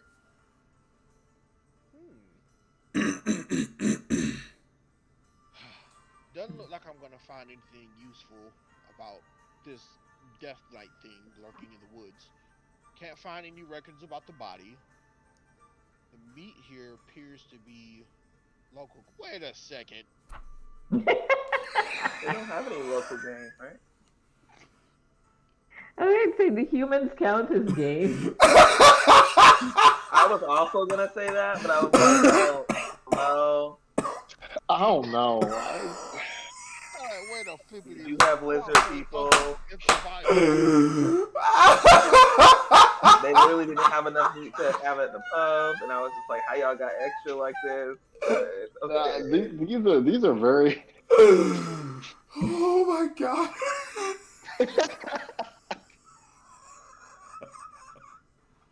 I'm sorry. I'm so sorry for laughing that hard.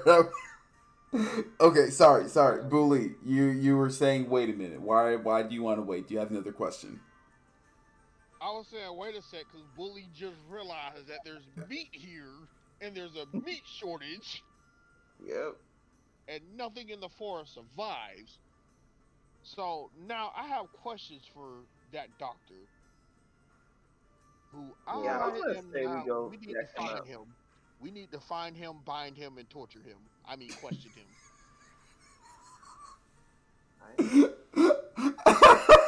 But how can we question him if he can only repeat words? Oh, Well, you he did the leave that dictionary part. thing earlier. He can't. He may only be able to repeat words, but I also read a dictionary to him. Yeah. How much of a dictionary did you read to him? That's the question. And I had the time. and another question: do they? Roll a d100 to find out. All right. So, Oneki, did you go to the woods, or are you still with the party? I'm with the party. Okay. This man rolled an 11. Okay. Wait a minute. Oh god, that's gold. That is gold. Okay. All right. So, what do you guys want to do now? Go find the doctor. All right. So you leave the doctor's office and you go back to the center of the square. You don't know where any of these people live. So. Wait a I minute. thought he was there. We heard him snoring. Oh yeah, that's Before true. I did say that. Before I leave this doctor's office, that's still a perfectly good hunk of meat. I'm gonna take it with me. You don't know what that means. So, yo, this man said, "I'm at Arby's. I want the meats." I mean, I eat human hearts, and I don't believe in letting things go to waste. So Certainly. So the Kenku doctor is in the house. He was snoring. Hyphen, you are correct for remembering things I said offhandedly. So do you guys want to search the doctor's office to figure out where the doctor is? It is a single story home that has been partly refurnished into a doctor's office. we heard him snoring. Mm-hmm. With that 26, can we tell about where he was snoring from? With that 26, there is actually appears to be a hidden door, well, a hidden slab that can be moved. That would lead to the direction of the snoring. It's actually in the wall, embedded into the wall. You kind of, well, you have to investigate for it. You know the direction of it, but you have to investigate for where the movable slab is. Ooh, I know an old trick. I know an old trick. I would like to recite a basic cantation I learned in academy school. Can I try it? Yes. Ooh ooh ah, ting tang, walla walla, bing bang, open sesame. I want to see anything happens. Hey, hold on. I'm so fucking sick of you right now. All right, sorry, continue. It was just You so woke up to say this just now. it was so ridiculous that it just might work. Because you know what? Vez, give me a perception check. Okay. 19. So you are stunned by the fact that Booley just said that crazy shit. And you suddenly feel a breeze, a small draft somewhere in the room. And it's to the right of you, the draft that suddenly appeared out of nowhere. Can I see out my periphery? Because I don't want to do like a full on look at wherever that draft is coming from. Yeah. So you kind of look in with your peripherals, and you notice a small crack in the wall that wasn't there before. Okay, I'm gonna turn to the crack, and I'm gonna. Can I see through it, or would I have to get closer to see through it? I'm gonna say you have to get a little close to see through it.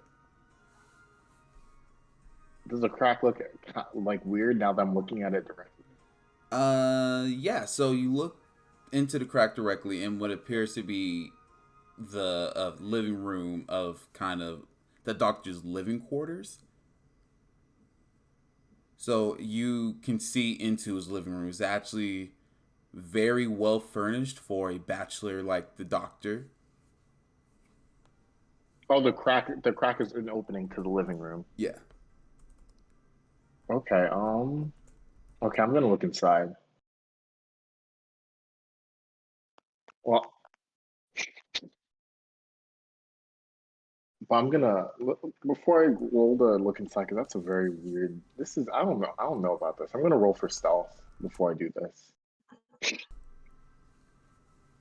24 for stealth. You are one with the darkness, my friend. No one can see you. You essentially went ghost. Alright. Well, homeboy disappeared. And you said this is a one-story, medium-sized house, right? Yep. Alright, so there's no upstairs to worry about, in theory. Not a conventional upstairs. Just this? Can I use my echo to see if this house has an attic? Sure. I want to do that right quick. Is there attic space above us? There's not. No attic space? Nope. Okay. I think I'm gonna follow his cue, and me and my echo are also gonna go stealthily. Because what's worse than having a giant big ass hardy minotaur? One that you don't know is fucking coming. That's a very, very good point. 60. Okay. That's under 20, so I'm gonna do an opposed eventually, because you made a very valid point of how a fucking hulking big ass furry minotaur can go ghost. That doesn't even make sense logically. You're gonna see that giant motherfucker.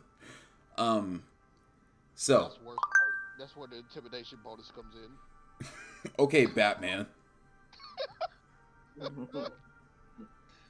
All right, so Vez, you walk into the living room, the well-furnished living room. There's a unlit fireplace, what appears to be a recliner, and a series of books that all look old but well taken care of. Okay. Huh. So nothing weird sticks out, like nothing that looks out of place or anything. Just looking around the room. Nope, just a well-furnished room that looks, you know, oddly new compared to the outside. So did the draft suddenly appear, or had it already been there for It a bit? suddenly appeared, just happened to appear after Booley said his lines. I have a question. Okay. Amongst these books, are there any books called The Sensual Lizard Woman Maid? Yes. I would like to take a copy. Okay. What about the rest of you? I'm gonna assume that the rest of you also fall into the living room. What will the rest of you like to do? Um, I would like to.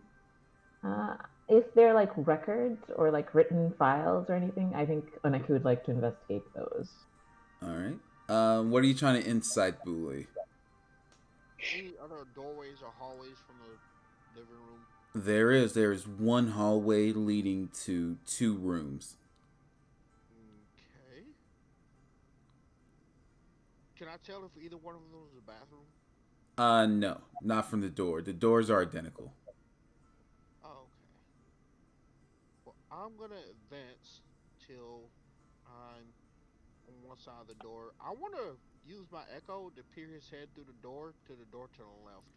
Give ye an echo. Give me a Constitution save for your echo. Oh, Okay. I'm also gonna remind you that my echo is immune to certain effects and statuses. I know. So you try to peek through the door, and your echo kind of just a thunk from it hitting the door and wanting to go through, but can't. All right, that is highly weird. My echo doesn't usually. Yeah, my echo's never been able to not phase through something unless magic was involved. So, like Yeah, I was gonna telepathically, guess. I'm communicating this to Vez since he's a little bit more magically versed than I am. That he should check that out. I'm not. I I'm Your like granddad was a wizard. God damn it! Don't be useless. that doesn't mean shit. That literally does not mean shit. I want to use my echo to peer through the other door and see if it's a bathroom. Give me a con save. 18. So, the horns go through, but the rest of your head does not. All right. I want to try the same thing, but underground this time. All right. While that's happening, Oneki, you were looking for any form of files, correct? Yep. All right. So you do find a stack of 12 sheets of paper. Um, well, it's 12 scrolls. I will say 12 scrolls next to the lone recliner in the living room. How do you want to proceed? Do you want to investigate one of the scrolls, all of them? How do you want to do this? I want to read as many as I can. So I think she's trying to like skim through all of the files quickly to get as much info as possible because I think she's kind of cognizant that like the information here might also have to do with like the monster, Mm-hmm. and so getting like the best possible understanding of the entire situation is probably in all of their best interests. I need a scooper snack. Not a Scooby snack. Um, so can I cast? Where am I? Am I in the? I'm in the living room with everybody else, right? Yep. Okay, cool. So I rolled a 25 in perception, Okay. What are you trying to perceive? and I kind of want to make like okay. So I want to detect magic ritual cast, but I just want to make like a super good detect magic Um, yeah. All right, so you do sense magic. It's a very the magic you sense is, lack for a better word, toxic. It's a magic that kind of makes you make a Constitution saving throw for me. Bruh. Oh, somebody's Ooh, gonna be okay, puking. funny. So with that 20, you sense the magic and you kind of feel your stomach start to turn. And if you had rolled lower, it would have made you vomit. Just how toxic that magic is. But you have an iron stomach right now because you a baddie. So you're good, but you do sense the very toxic, vile magic So with in this building. yeah, so with the 26, can I know where exactly it's coming from? Like, It's coming from the last door on the hallway, down the hallway. okay, so I tell this to everybody else, like, hey, there's something on the last in behind the last door that's really bad. So, How the fuck is before this happens, Oneki, which scroll do you want? Which one of the 12 scrolls do you want to pick up? Are there titles on any of them? There are. There's a marking on one of them, but the rest of them appear to be blank from the folded side. So you have to unfold to see what's up. How about I roll a d12, and Okay. that just tells us which All right. one. Sounds good to me. Number 4. All right, number 4. I need to also make a roll. 37. Okay, perfect. So you open the scroll, and on the other side are notes. It's about what. So the scroll has notes on about a dwarf, a male dwarf, the person's age, their weight, their BMI, their skin texture, just general notes as though someone studied this person from top to bottom as like a butcher would, like a scientific butcher would study a piece of meat before cutting it into pieces for food. There's also a section on there for does it have magic, and it describes that the dwarf did have magic, the ability to mold earth in a sense because the dwarf was a miner and would use it to make sure that their fellow miners were safe underground. this? All seems really familiar. Holy shit. Shit is clicking. Is this the marked file, or it's one of the unmarked files? It's one of the unmarked files.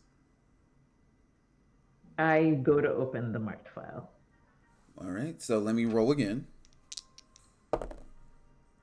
All right, we have a 90. So with the 90, you see that the person on the scroll is human, but there's an asterisk by them, because they're actually a reborn human. So there's pieces of it. There's pieces of this person that are amalgamations of other people. It's essentially like a mixed bag of nuts in a person. There's a there's an X on the outside, and on it, it's kind of been marked out as though something has happened to this person, but you're not quite sure what went down. All that you know is that this person, all the details are kind of marked out, kind of checked off in a big X, indicating that whatever was done has been done. Mm. If anyone, A question later on. Go ahead. I was just saying, if anyone is near me, I might just like gesture to the file and say, "Do you think this has anything to do with the paladin in the forest? Could it be that that's like the result of this experimentation?" Could I am I near Oneki right now? Do you want to be? I'm curious about this stuff, so I would, yeah. Okay, sure. Okay, I'm gonna look at the file Oneki's gesturing towards, and I'm just gonna read this and say, huh. Shanti can use magic, right? I'm wondering, and I'm just gonna quickly scroll, like, look through all the files, looking to see if Shanti's among them. So while this is happening, you guys hear an explosion from outside. Do you wish to investigate? I'm gonna take the files and then I'll go and look at it and stealthily look outside. Well, I'm gonna hand them back to Oneki and tell her to keep them, and I'm gonna go and see if I can look outside quietly. All right. We'll probably stay here then. And keep trying to read files, actually. Yeah, I'll keep trying to read the files. All right. So, Vez, you said you were going to try to stealthily check outside, right? Mm-hmm.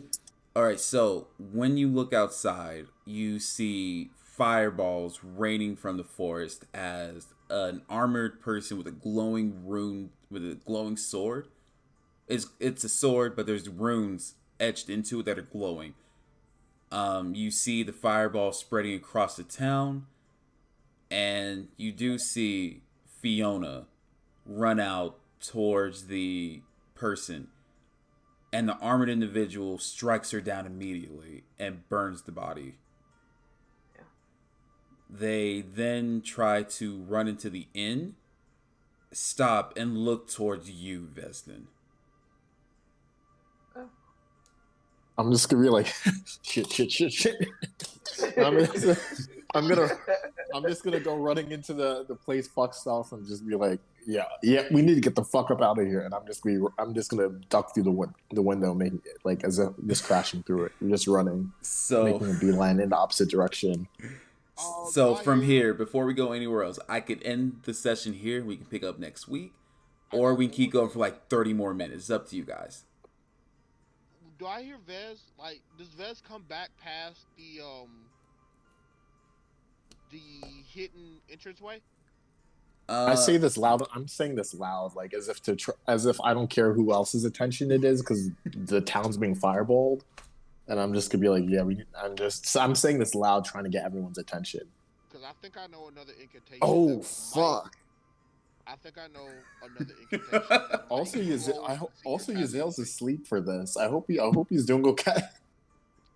Oh no, I was hoping somebody would do something close enough to the end that I had a justifiable reason to like Stone Cold Steve Austin style like bust out of the inn and be like, hey, so is this the answer for you guys want to go for another 30 minutes? Yes. Yeah, Labor Day. Yeah, I'm down. Okay. I try to end at 10 p.m. because I know it's going into Monday, but okay, 30 more minutes. Let's go. So, Vezin, you're running the fuck out as Fiona's body is being charred and cremated. Ezel, you say you wanted to fucking kick out a door and say what's up?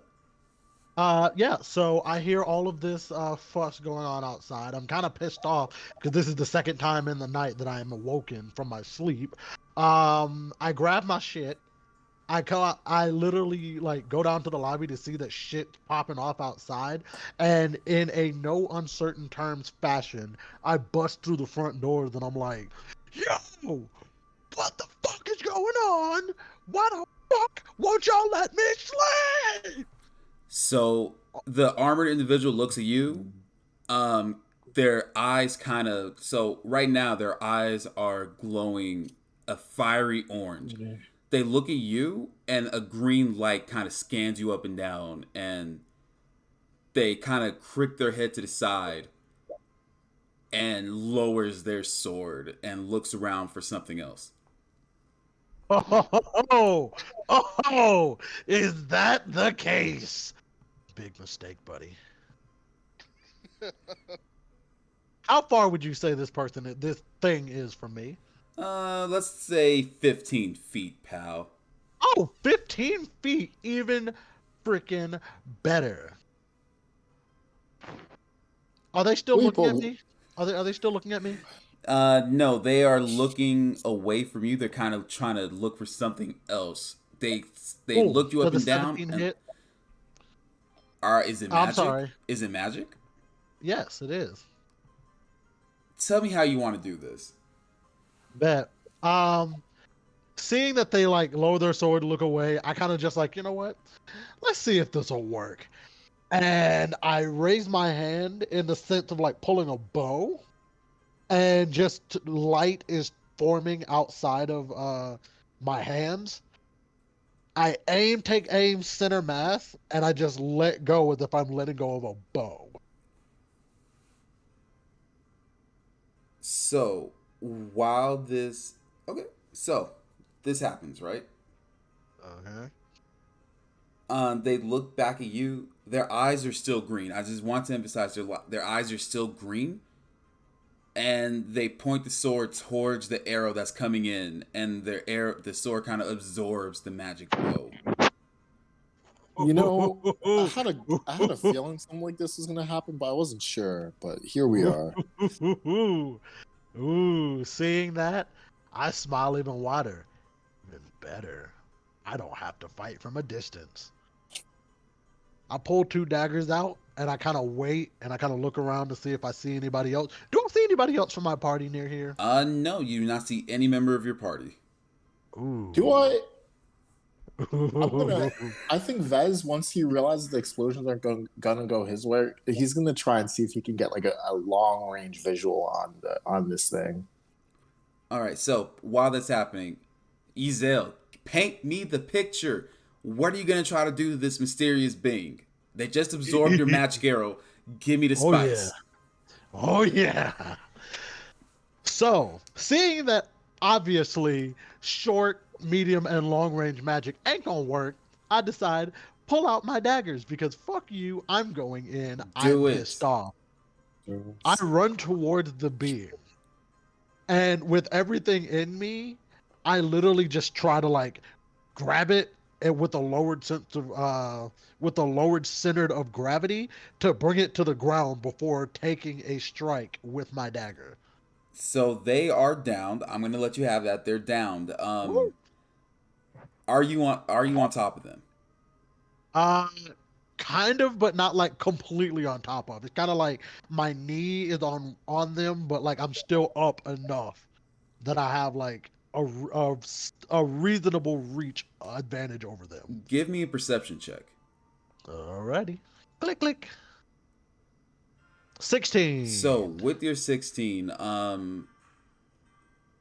so we're gonna hold on that 16. Tell me, would you say that you're about to raise your daggers to cut a bitch? I haven't done it yet, but my intention, depending on what they do, now that I've gotten them on the ground, will determine. I haven't completely done it yet, but I'm in the like slight pause in between because I'm trying to determine if they're still a threat. So they look at you. Sword is still in their hand. Has not tried to raise it against you at all. Their eyes are green. What do you want to do to them? Huh.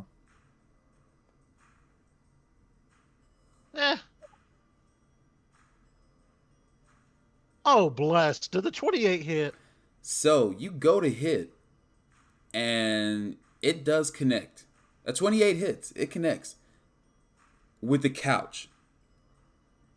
With a couch? The creature, the armored person that you were about to stab in the chest with a dagger, used Dimension Door and teleported you into the room with your party I know members. what this thing is doing. It's son of a. So hold on, no. I can't say anything though. I'm still doing damage because I want to see what this couch gets. This couch gets the critical 8. Tell me what you do to this leather couch with these 16 points of damage. Paint me this picture. You wanted to cut a thing? Paint the picture. What do you do to the leather recliner?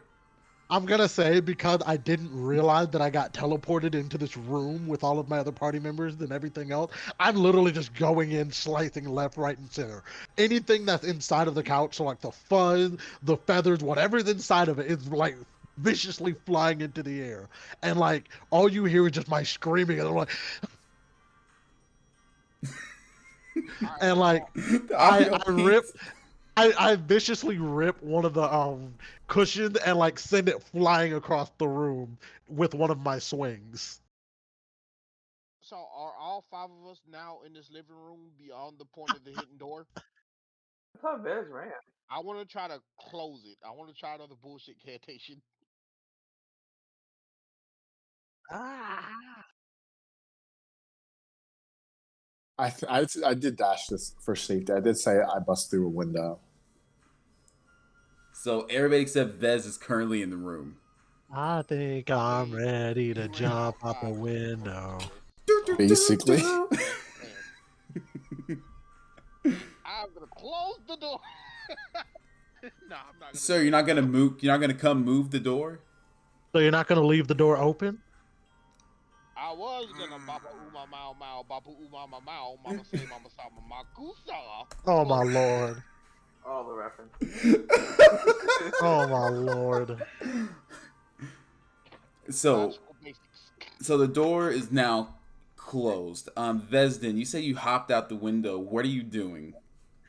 I'm gonna like hop out the window. And I'm gonna like try and look around so I can to see if I can get a visual on this paladin without it looking at me. I'm gonna try and do this stealthily. Can I roll for stealth or should Go I'm gonna for roll it. for stealth Roll for because stealth. I don't know.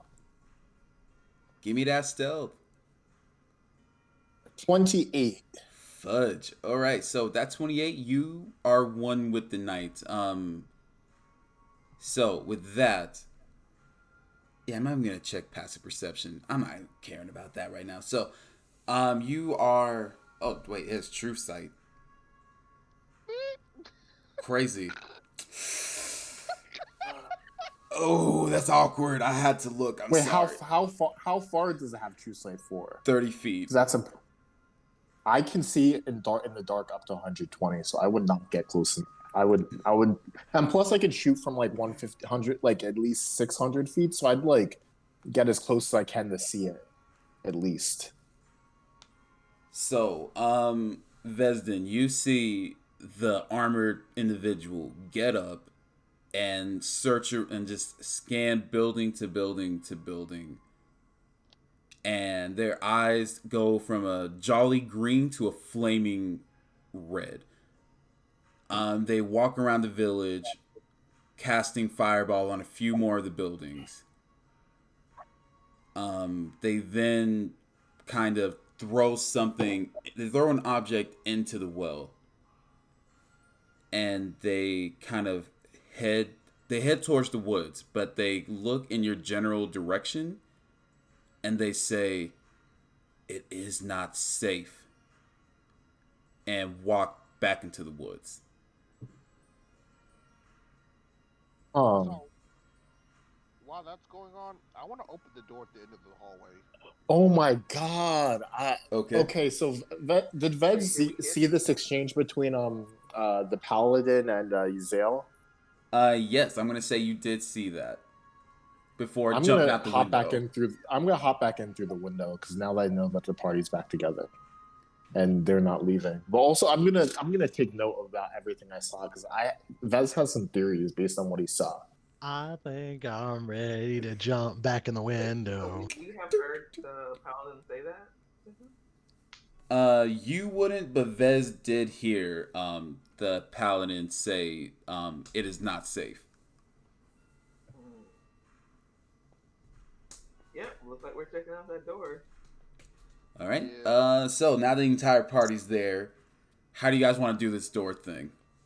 I already said I opened it. Wait, can as I come in through the window, I turn to everyone. I say, I turn to Oneki and I say, "Give me those files." Like I say it very hurriedly. I hand them over. Can I see if I can see anyone who can cast Dimension Door in those files? No, you cannot. as far as the files, Vesden. Or like based on like their magical abilities. I'm thinking Vez would have like a decent like a because like I like what's his face What's because your Geltrude's my father and he's a wizard. I'd have a not I'd have a general like a knowledge of I can cast any magic, but I would know of like considering that magical. I've been like reading the files, is it possible that me and Vess can put our heads together and try like an Arcana check? So, Try and suss out if that tells us what's going on? in lieu of the Arcana, I would actually like for the two of you to give me a history check. Oh, okay.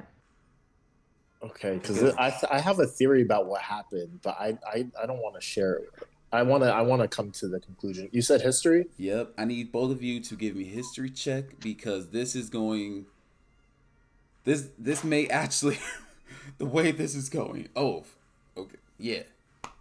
I'm excited. Okay, This I need to works. stop using this die. I That got a means we straight got one. 15. Wait, Onek, you got a nat 1? Yeah. Yikes! I got a straight 15. All right, Vesden. Give me a D12. Oh, a D12. That's interesting choice. Okay.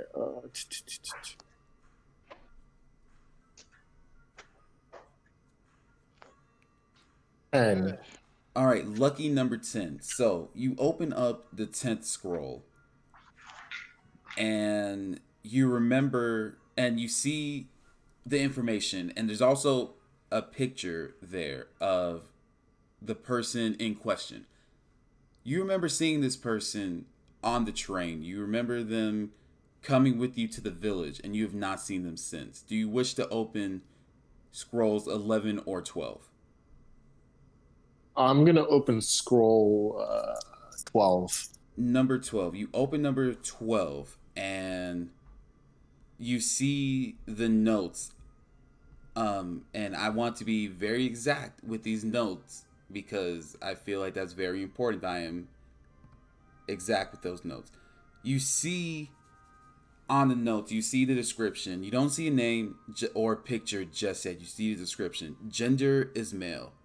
Eyes purple. Size medium. Height 7 feet. Hair black with purple highlights. Approximate weight is 450. Magic available. Some healing. Echo creation. And under a sub note, would go great once tenderized. You look at the bottom and it's a picture of Boo Lee.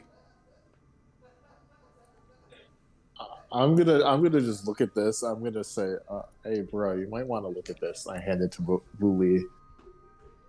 Everything wants to take my DNA except the things I'm trying to give it to. I'm gonna turn to the rest of the group and I'm like, I think that thing might, because paladins normally can't cast fireball and dimension door. As far wait, table talk. Would Vez know this from like growing up in Magic Tower that like paladins can't normally do stuff like that? Or would that be outside of my? I'm gonna say yes, only because because of your family, history. You've met paladins. You've met people who abide by laws and by oaths and that kind of thing. So you would know generally what their skill set would be. With this new scroll in my hand, like in game, with the new scroll in my hand, Mm-hmm. knowing that I've tasted several passengers on that train, and I've even bitten one of my party members. I won't name names. You bit one of us? I don't think it was. I'm pretty sure it was Azale, wasn't it? Yeah, it was. I remember this. The chunk of flesh that's in my bag, Mm-hmm. I need to sample it to see if it tastes familiar. Oh, Go for it. Right, you so do you, bro. You do you, sir. I'm gonna see if it tastes like a train victim or if it tastes like part of Giselle. Can I go back and look at the mark? What's it called? Would Oneki have mentioned to me that there was a marked folder? I'm gonna say that you. Oh yeah. I'm gonna look at the marked folder. I'm going to read through it. I'm also gonna keep this scroll, like personally. All right. So you open up the marked scroll, and it's the same information as before, except you remember that this was definitely one of the passengers. They were actually one of the first people off the train right after you guys. So yeah, I guess from the information you have now is that those 12 scrolls were all checked, or were all creatures that were checked by the doctor earlier. For what means, I will let you come to that assumption yourselves. I think that is gonna say. I wonder. So, did the marked scroll? Does it have any ability? Do they have any weird ability? Did they have any magical abilities or anything like that? They did, but none that you know that would be able to have them cast Fireball and Dimension Door. So probably this is the result of past experiments. Also, we should probably find those passengers. No, but I don't. The thing is, I don't think that thing's trying to attack us. I think it might have. Maybe it escaped. It seemed because looking at its interaction with the Azale, it turned green when it was looking at it. I think because we're tabletop. The thing is perfect cell. That's what it is. It absorbs part of you. After it's got its useful bits, it has no need to fuck on you. So it just seeks power now. That's what it's doing. No, but I mean, it Did it only absorb absorbed anything magic from from it. Azale? I think it needs flesh. It's at least it seems like it. I think this doctor made this thing, and That being they said, I've been standing in front of this open door. I really want to get my hands around that Kinku. yeah. Also, I think we do need to find the passengers, if only to make sure that they have not been killed. If we could find the Kinko first, you might be able to tell us where the passengers are. I think this is grounds for splitting up since we know that the paladin isn't going to attack us. To be honest, I mean, Yeah. and also I'm Yeah. worried that this Kinku is going to run off. I'm not trying to lose I think we need to lose find his him ass. So right now. while all this is happening, young Booley, you open the door, right? You open the door, and not as you want to check it. You want to investigate, my friend. I'm not gonna force something on you. You want to investigate? Perception's nice. Yeah, no, I'm bullheaded. I'm going right in. All right. So you open the door, and as far as you can tell, nothing's in there except a disheveled bed and an open window. Yep. We waited too long. Well, time to use my tracking abilities, cause yeah. 20 So- to try to track it. I've got a smell, obviously, cause I'm in his bedroom. Do I see any type of feathers or any books or something that may have indicate where he went? I'm gonna say no to the feather. This doctor knows how to keep himself very pruned and pristine. Okay. I'm gonna start ransacking the drawers. I'm gonna flip this place over as if I had a search warrant or something. All right, Vez, you about to say something? Do I So did I'm gonna go in the room with Booley and ask him if he can tell where the Kinku went. All right, I am definitely investigating. Crazy how I got 14s. also, I do have to ask, how did you taste the meat? Did you full on bite? Did you lick? How do you do this? Bite. Did you swallow it? Nope. I just needed to taste it. Okay, just checking. Could we not just track his scent? Like, could we? That's what Booley. So, Booley, with your 30 investigation roll, you can follow. So, essentially, with your high investigation, you smell it, but the way it functions in your head, at least in my head canon of it, is that you smell it, but you kind of just see a color trail of where you're trying to smell is going. Okay. Um, I'm gonna follow that and I'm gonna Yeah. telepathically relay this to my team, specifically telepathically.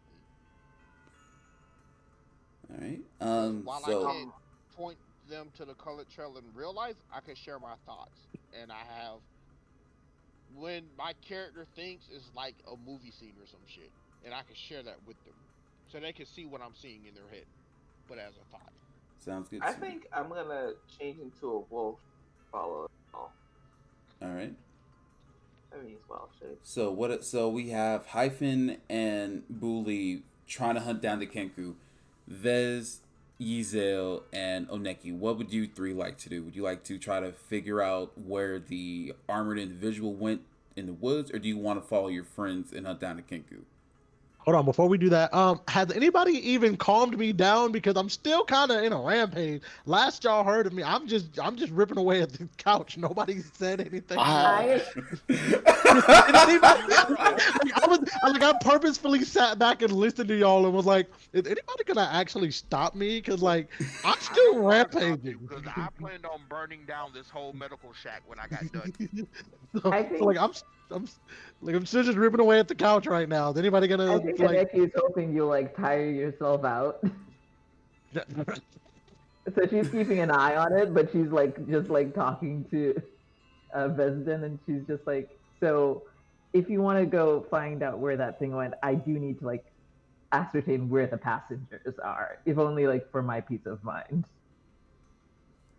I guess that, and Vez just kind of just turns and says, "I'm really trying to find this. The Kinku's the time is of the essence. We should split up, honestly, to cover more ground.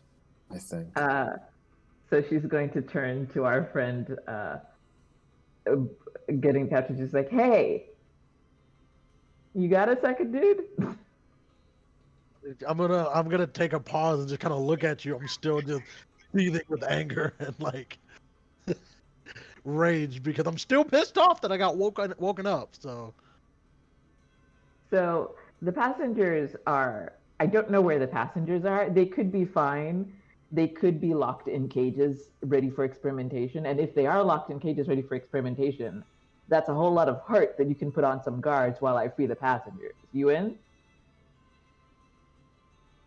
Also, if this paladin's a created thing, which I'm starting to, which I think it is, since it was only attacking the villagers, whoever created that thing would be the person that woke you up. So it's getting straight to the source of things. Table talk right quick. This Kinku's name better be Orochimaru with the shit he's doing. I mean, honestly though. But yeah, hearing him say that I could get my hands on whomever it was that woke me up, I just kind of like I stopped seething enough to stop attacking the couch, and just enough to kind of look at them and realize where I'm at and be like, "When did you guys get here?" Vez just kind of puts his fingers on his temple and like his forehead, and is just like, Jesus fuck. As I look around the room, I realize, I'm back in the medical facility. Vez kind of like here?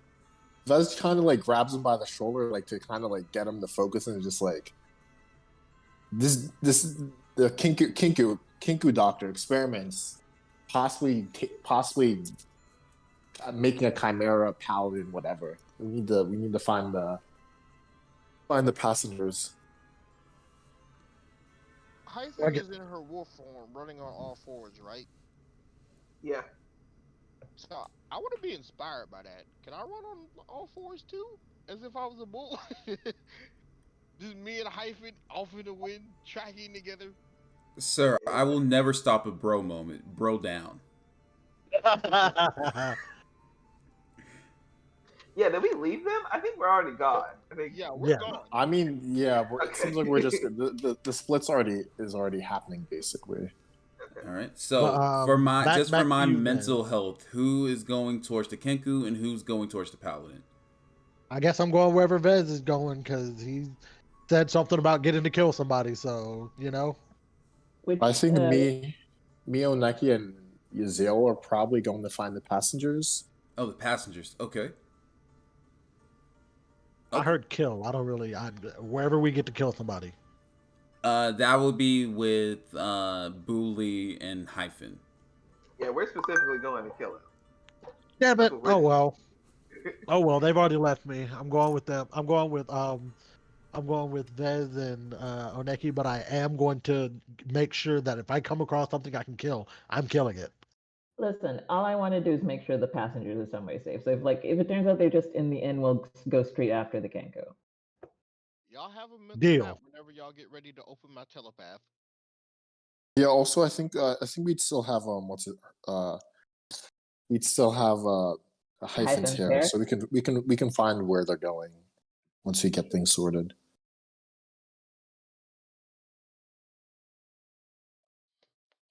This feels like a moment out of the Teen Titans.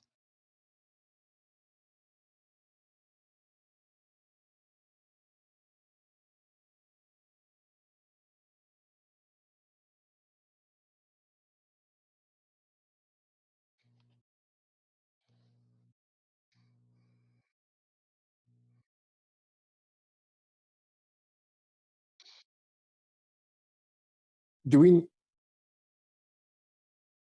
we know where the Uh, passengers were staying? Yeah, check the shallow grave just beyond the edge of the forest. Ah, so Yeah. let's check all of the hospital first, and then head back to the inn. Let's check the whole hospital first, and then head to the inn. Just any rooms, just to make sure that they're not in the building and we've just missed them. Like if they're being held captive.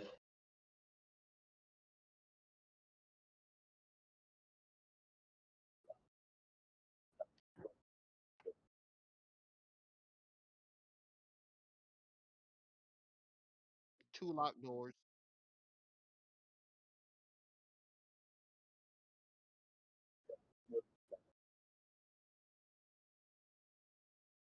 There's two I'd of like those to kind open of that. doors. There's two of those doors. There's the left one and the right one. I'll go to open it.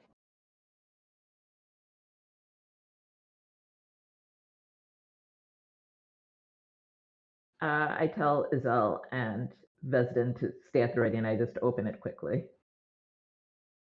My weapon drawn.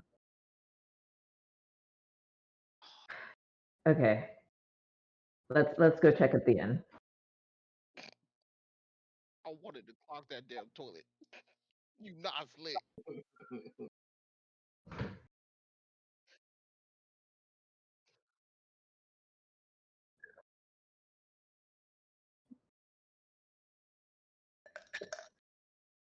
I head upstairs. I follow as well. Actually, Isel, could you grab the guest book? If you can see it down there. guest book. I think so. Yeah. Can I tell which of these doors the crying was coming from?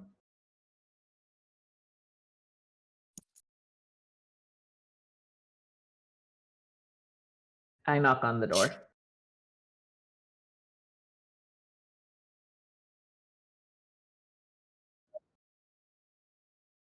Are you the passengers from the train? We're the party that was with you.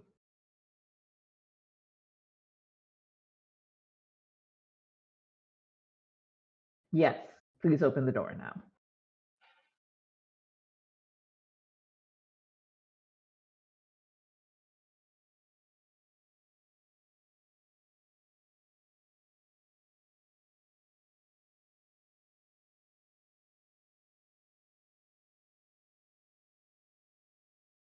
How many other people are in the room? I look past him.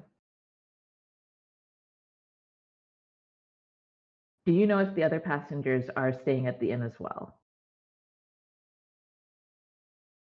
Do you know what rooms they're in?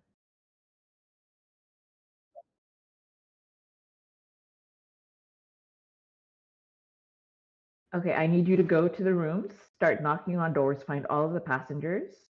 We are going to take you to another location.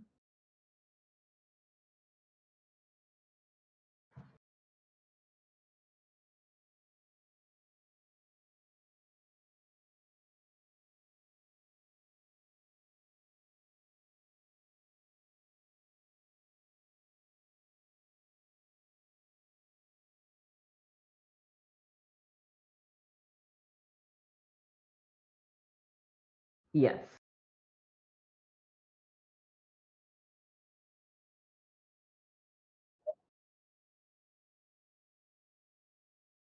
Uh, I think when Monica just like she starts knocking on doors, like she's like not like stopping, just like knocking on each door as she's passing, and she's just saying loudly, "If you are a passenger on the train, I need you to come out now. We are moving locations."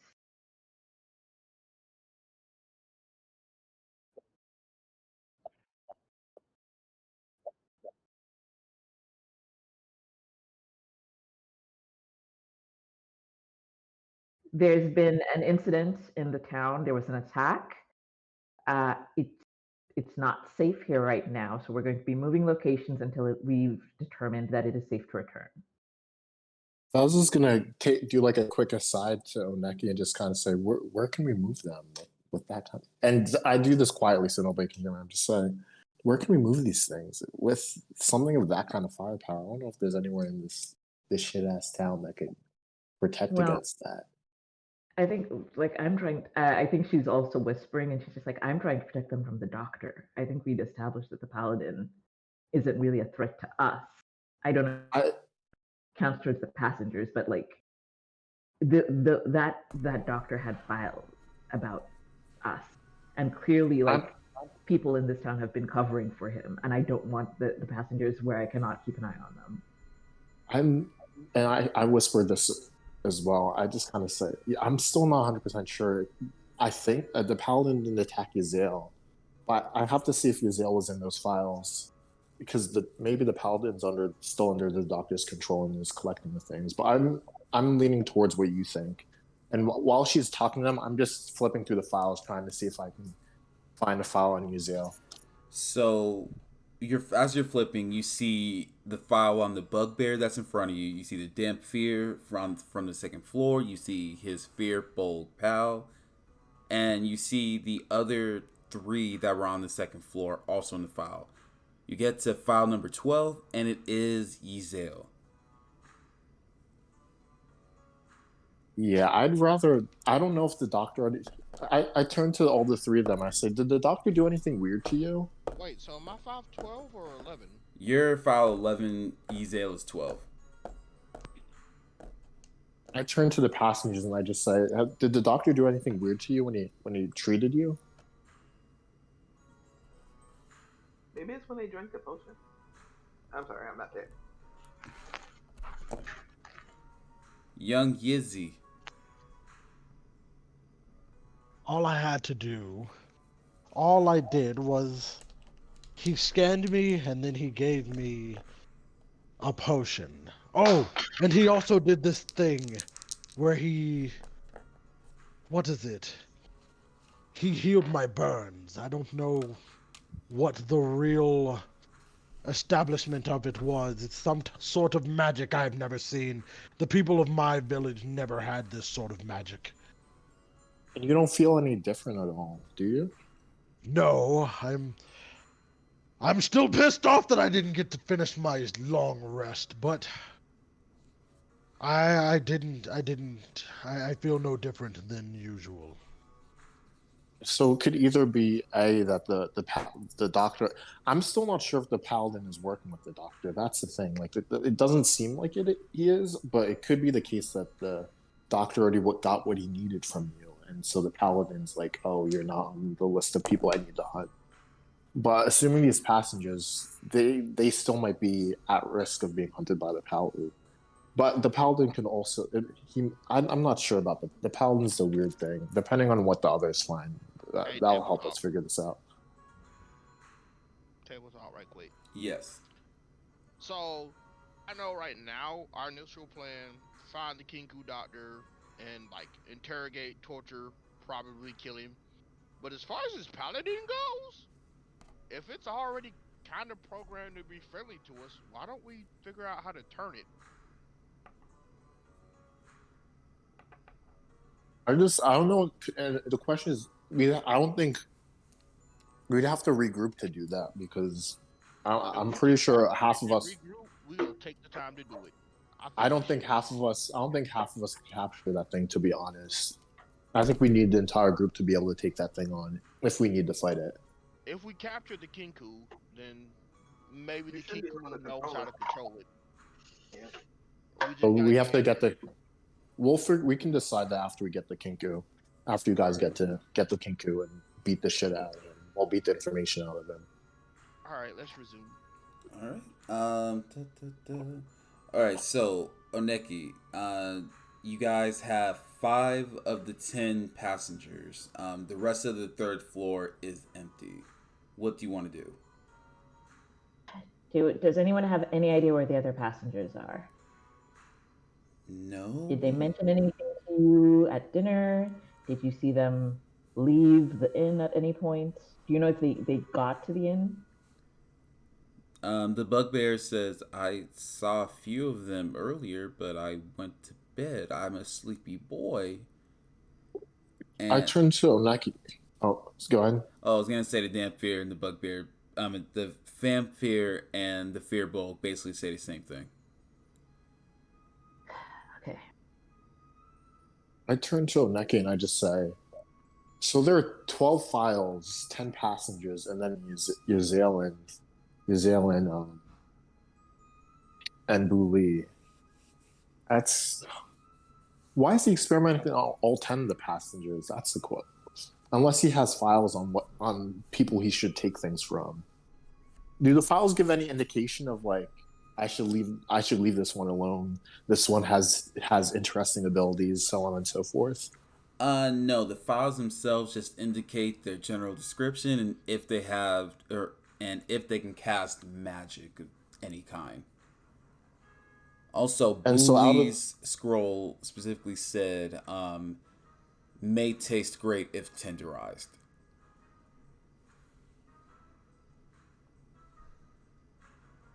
So the question is he just a cannibal or is this some extra other shit? Mm. I mean, the whole town could be on this shit for all we know. Okay. God. I turned to the passengers we found. I asked them, and I just checked to see what the doctor did to each of them. All right. Give me an investigation. Okay. 1 second. I really wish I had a higher intelligence. All right. Why Definitely not. 18. Not bad. All right. So with your 18, they all say the same thing. It's like he checked them out. They gave him a healing potion. Told him to take a nice nap, and they'll be fine. That's all the doctor said. He took a look at them, gave them the potion, and then told them to take a nap. Yep. While we're at it, just so you guys know, there are potion specimens in the exam room. If you guys who are back in that direction ever had an inkling to, I don't know, magically break down the components of the potion so you can see exactly what it does, it's possible. Unless Oneki can cast Identify, we can't really do anything about that. There should be notes. I don't know, not one doctor who doesn't take notes. Didn't we search the thing? Would we have found any notes about that about the potion and stuff? Desk. We didn't search the rest of the room. I thought we did a sweep of the rest of the rooms to look for any passengers in the hospital. You did. He just kept the scrolls. Those are the only notes that you could see about the passengers. I turn to the passengers and I ask if they can defend themselves, like if any of them have any like martial training at all. The Fearbowl steps forward and says, I am quite experienced with protecting myself. Really? That's what you're doing? Okay. Jerobi, is that you? Okay. Resident, let's move them to the doctor's house. I guess so. There's not really much a better way to leave them. As we're going as we're leading them to Doctor's house, can I look down the well? Because I saw the paladin throw something down the well. Yeah, totally. Can I see how deep is the well? Would I be, because I have my dark vision goes up to 120. It's So I'm about, assuming if I'll say about 40 feet deep. oh, that's not too bad. Can I see what's at the bottom of the well? Yeah, it's actually a purification stone that's purifying the water. The water is not safe. It wasn't safe until now. Have we drank the water? Bully did. Has it been in our party? Fuck. Okay. Bully. Wait a minute, pause. I specifically said I was using the water from the well to put out my campfire. I ate my own rations. My apologies. Yeah, he just used the water to put out the fire. My bad. Okay. Wait, this is. I mean, it's good that the water is purified, but that now whatever was in the water, we can't try and identify it. Well, would Bully have put any in his flask earlier? I have a water myth. It'd be a hard thing to see if any water droplets are left from putting out the fire. But you guys also got to remember, I am actively getting further away from the parties. Like me and our resident wolf buddy are tracking the Kenku. I'm gonna grab the piece of hair and I'm gonna focus on Hyphen and just say, I hope you guys don't. We found a purification stone in the water. It looks like there was something in the water that was not good. The paladin threw it in there, so I don't know where this paladin stands in regards to this whole thing. Okay, so the paladin helped, as far as we know. All right. It killed. When I was seeing the paladin, the paladin was going around throwing fireballs and shit. Did I see it? Was it only killing passengers? I mean, only killing townspeople? Yes. Oh, well, fuck them. Okay.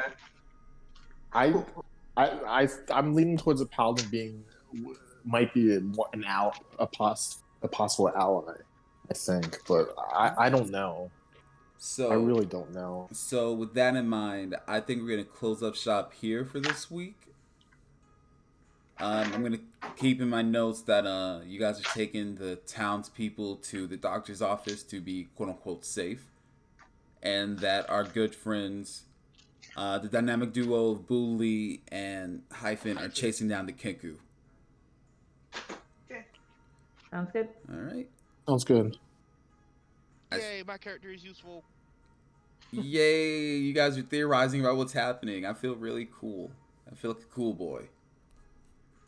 I don't know. I feel like I had a kind of.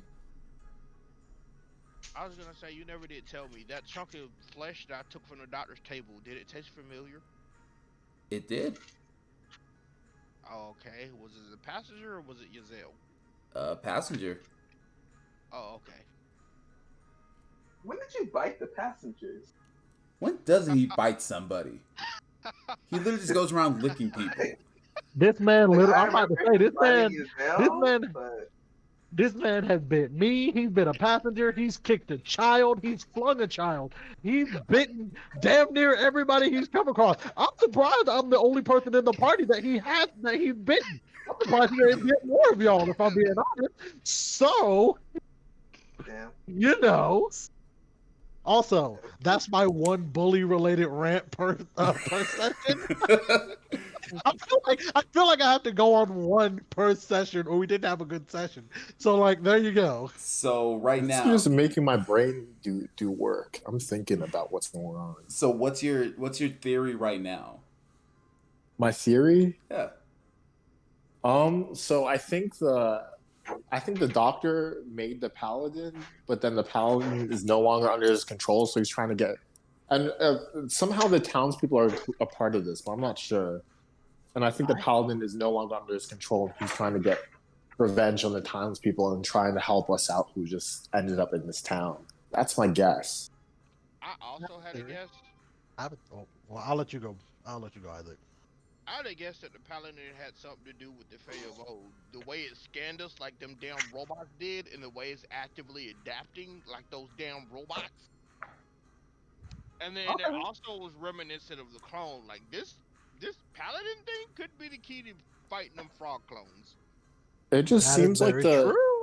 How about it them? seems like the files where the doctor was like screening all the people that came into town to see if they were had any viable abilities to add to whatever he was working on. Maybe some kind of chimera or a paladin 2.0. Ooh. All right, I got my theory, and this is because I'm just super into like creating worlds and shit. So we've established this weird village is in the middle of fucking nowhere. We also realize that yes, things somehow managed to come into this village and fuck shit up. The mayor, big evil. He's the one that's controlling everything. But he partnered with the doctor in order to create some type of defense to I keep agree them with that. safe. But something went wrong. He fucked up somewhere, and now his defense protocol is saying, fuck you, I'm going to destroy everything that I deem a threat that comes within a 50 foot radius of this village. Meaning, all of us that were on the train, give or take, are its enemies. And he tried to create something else to destroy the original thing, and that also went horribly wrong. And now we're just kind of like, fuck, things are just getting worse and worse the more we do things.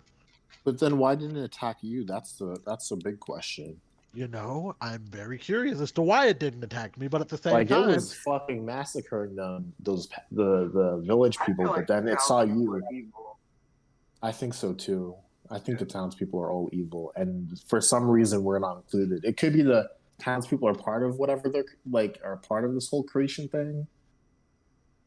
Like the townspeople are just feeding people, somehow feeding people, like getting people to the mayor and the doctor to work on this. But the mayor's definitely in on this because I think he wanted to destroy this thing because it's no longer under their control. Well, I think Yeah. it's also important to look at the fact that so far we've only been attaching the town to this Death Knight forest thing.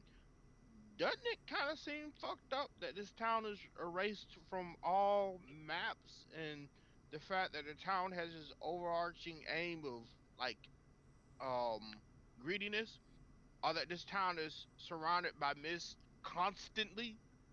It kind of seems like there's a bigger deity at play here that we're it's That's missing. why I was worried. That's why I was worried about the townspeople Oh, the being real. Raven I was Queen. like, this The is Raven weird. Queen. Everyone in the town is praying to the Raven Queen. it's the City of Thieves, Adventure Time. I'm calling it. It's I'm the like, nope. City of Thieves.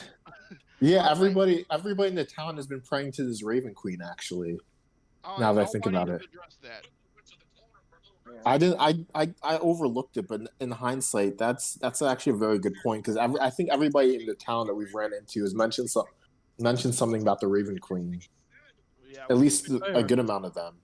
we've been hyper fixating. Like, there's more stuff that's off about this town, and like my character wants to go and investigate. Like, why is this so dilapidated and run down? Like, these buildings are made of wood in the middle of the forest, and yet they're run the fuck down.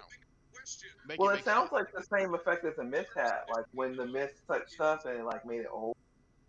That's what I feel like is happening with the town. It's the same And then effect. think about the fact that the mist only goes but so far. Like, what? Yeah. Maybe we're So just you're in the saying mist. the mist is the town is in control of the mist? Then is that what? No, I think There's more of greater like, influence. yeah, like the mist is doing something to the town. That's why it looks like that, and like they're just not telling us that shit. I mean, oh, we didn't relay the fact that what the mist did to my arrow that I tossed into the thing. Oh, well, yeah. Because it just seems like the mist is aging things, at least from what me and Oneki would have seen. At least partially, it did some other weird stuff to metal. So I don't know exactly what the mist is doing, but it's having an aging effect on the train at least.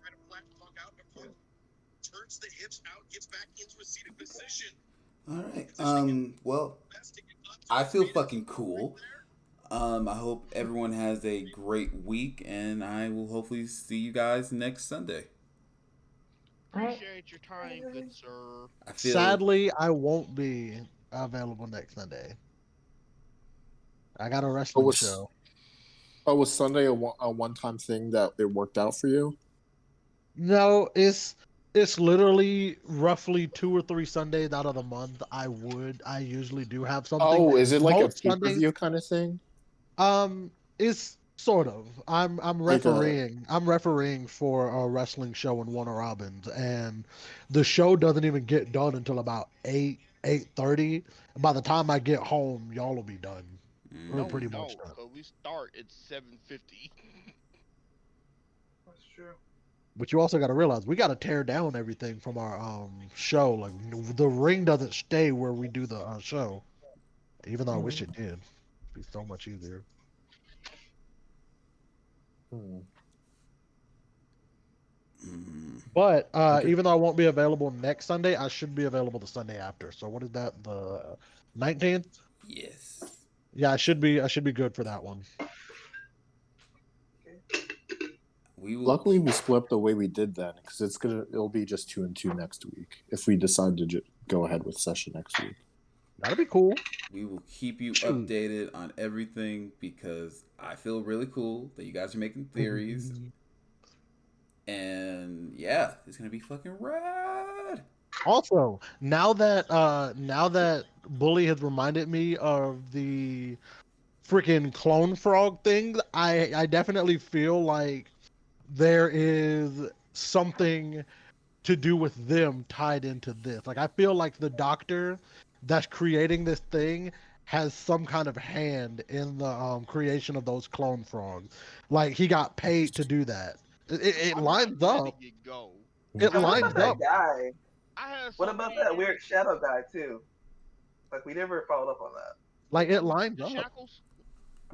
Yeah, like that guy who just kind of faded into like the background, and we were like, oh, that's weird, and we never, we never followed up on that. We were just like, oh, okay, well, cool. That's not that. I was like, I spent so many years like perfecting the way of the ninjas, the art crafts, and the jutsu. Here comes these random ass bad guys just gonna copy it in 5 minutes like a flash drive. Yep, and that's I'm why not I'm letting like, it go. that's why I'm saying it lines up because he could have paid the doctor to create those things and given him the blueprint to create them, and that's Wait, how which he things managed that to. faded into the shadow? So The I don't know if you guy, remember some sessions ago. I think it was like our second, maybe our third one. We went into the cave that we smoked out, and me and Bully were faced with a very bougie, rich daddy's boy ass motherfucker who had some clone frog that basically created clones of us Oh, at I the remember point of this. I attacking us. oh, remember that's not what this. I was I talking remember about. I was this. talking about before that. About When when I we got talked into about that those field like, fight. And yeah, we the were like, magical chapping out. shackles on your Zell. Mm. Took his magical Yeah, ring. and there was Oh, a guy who that just like faded motherfucker! into the fog, and we were all like, damn. We just went home.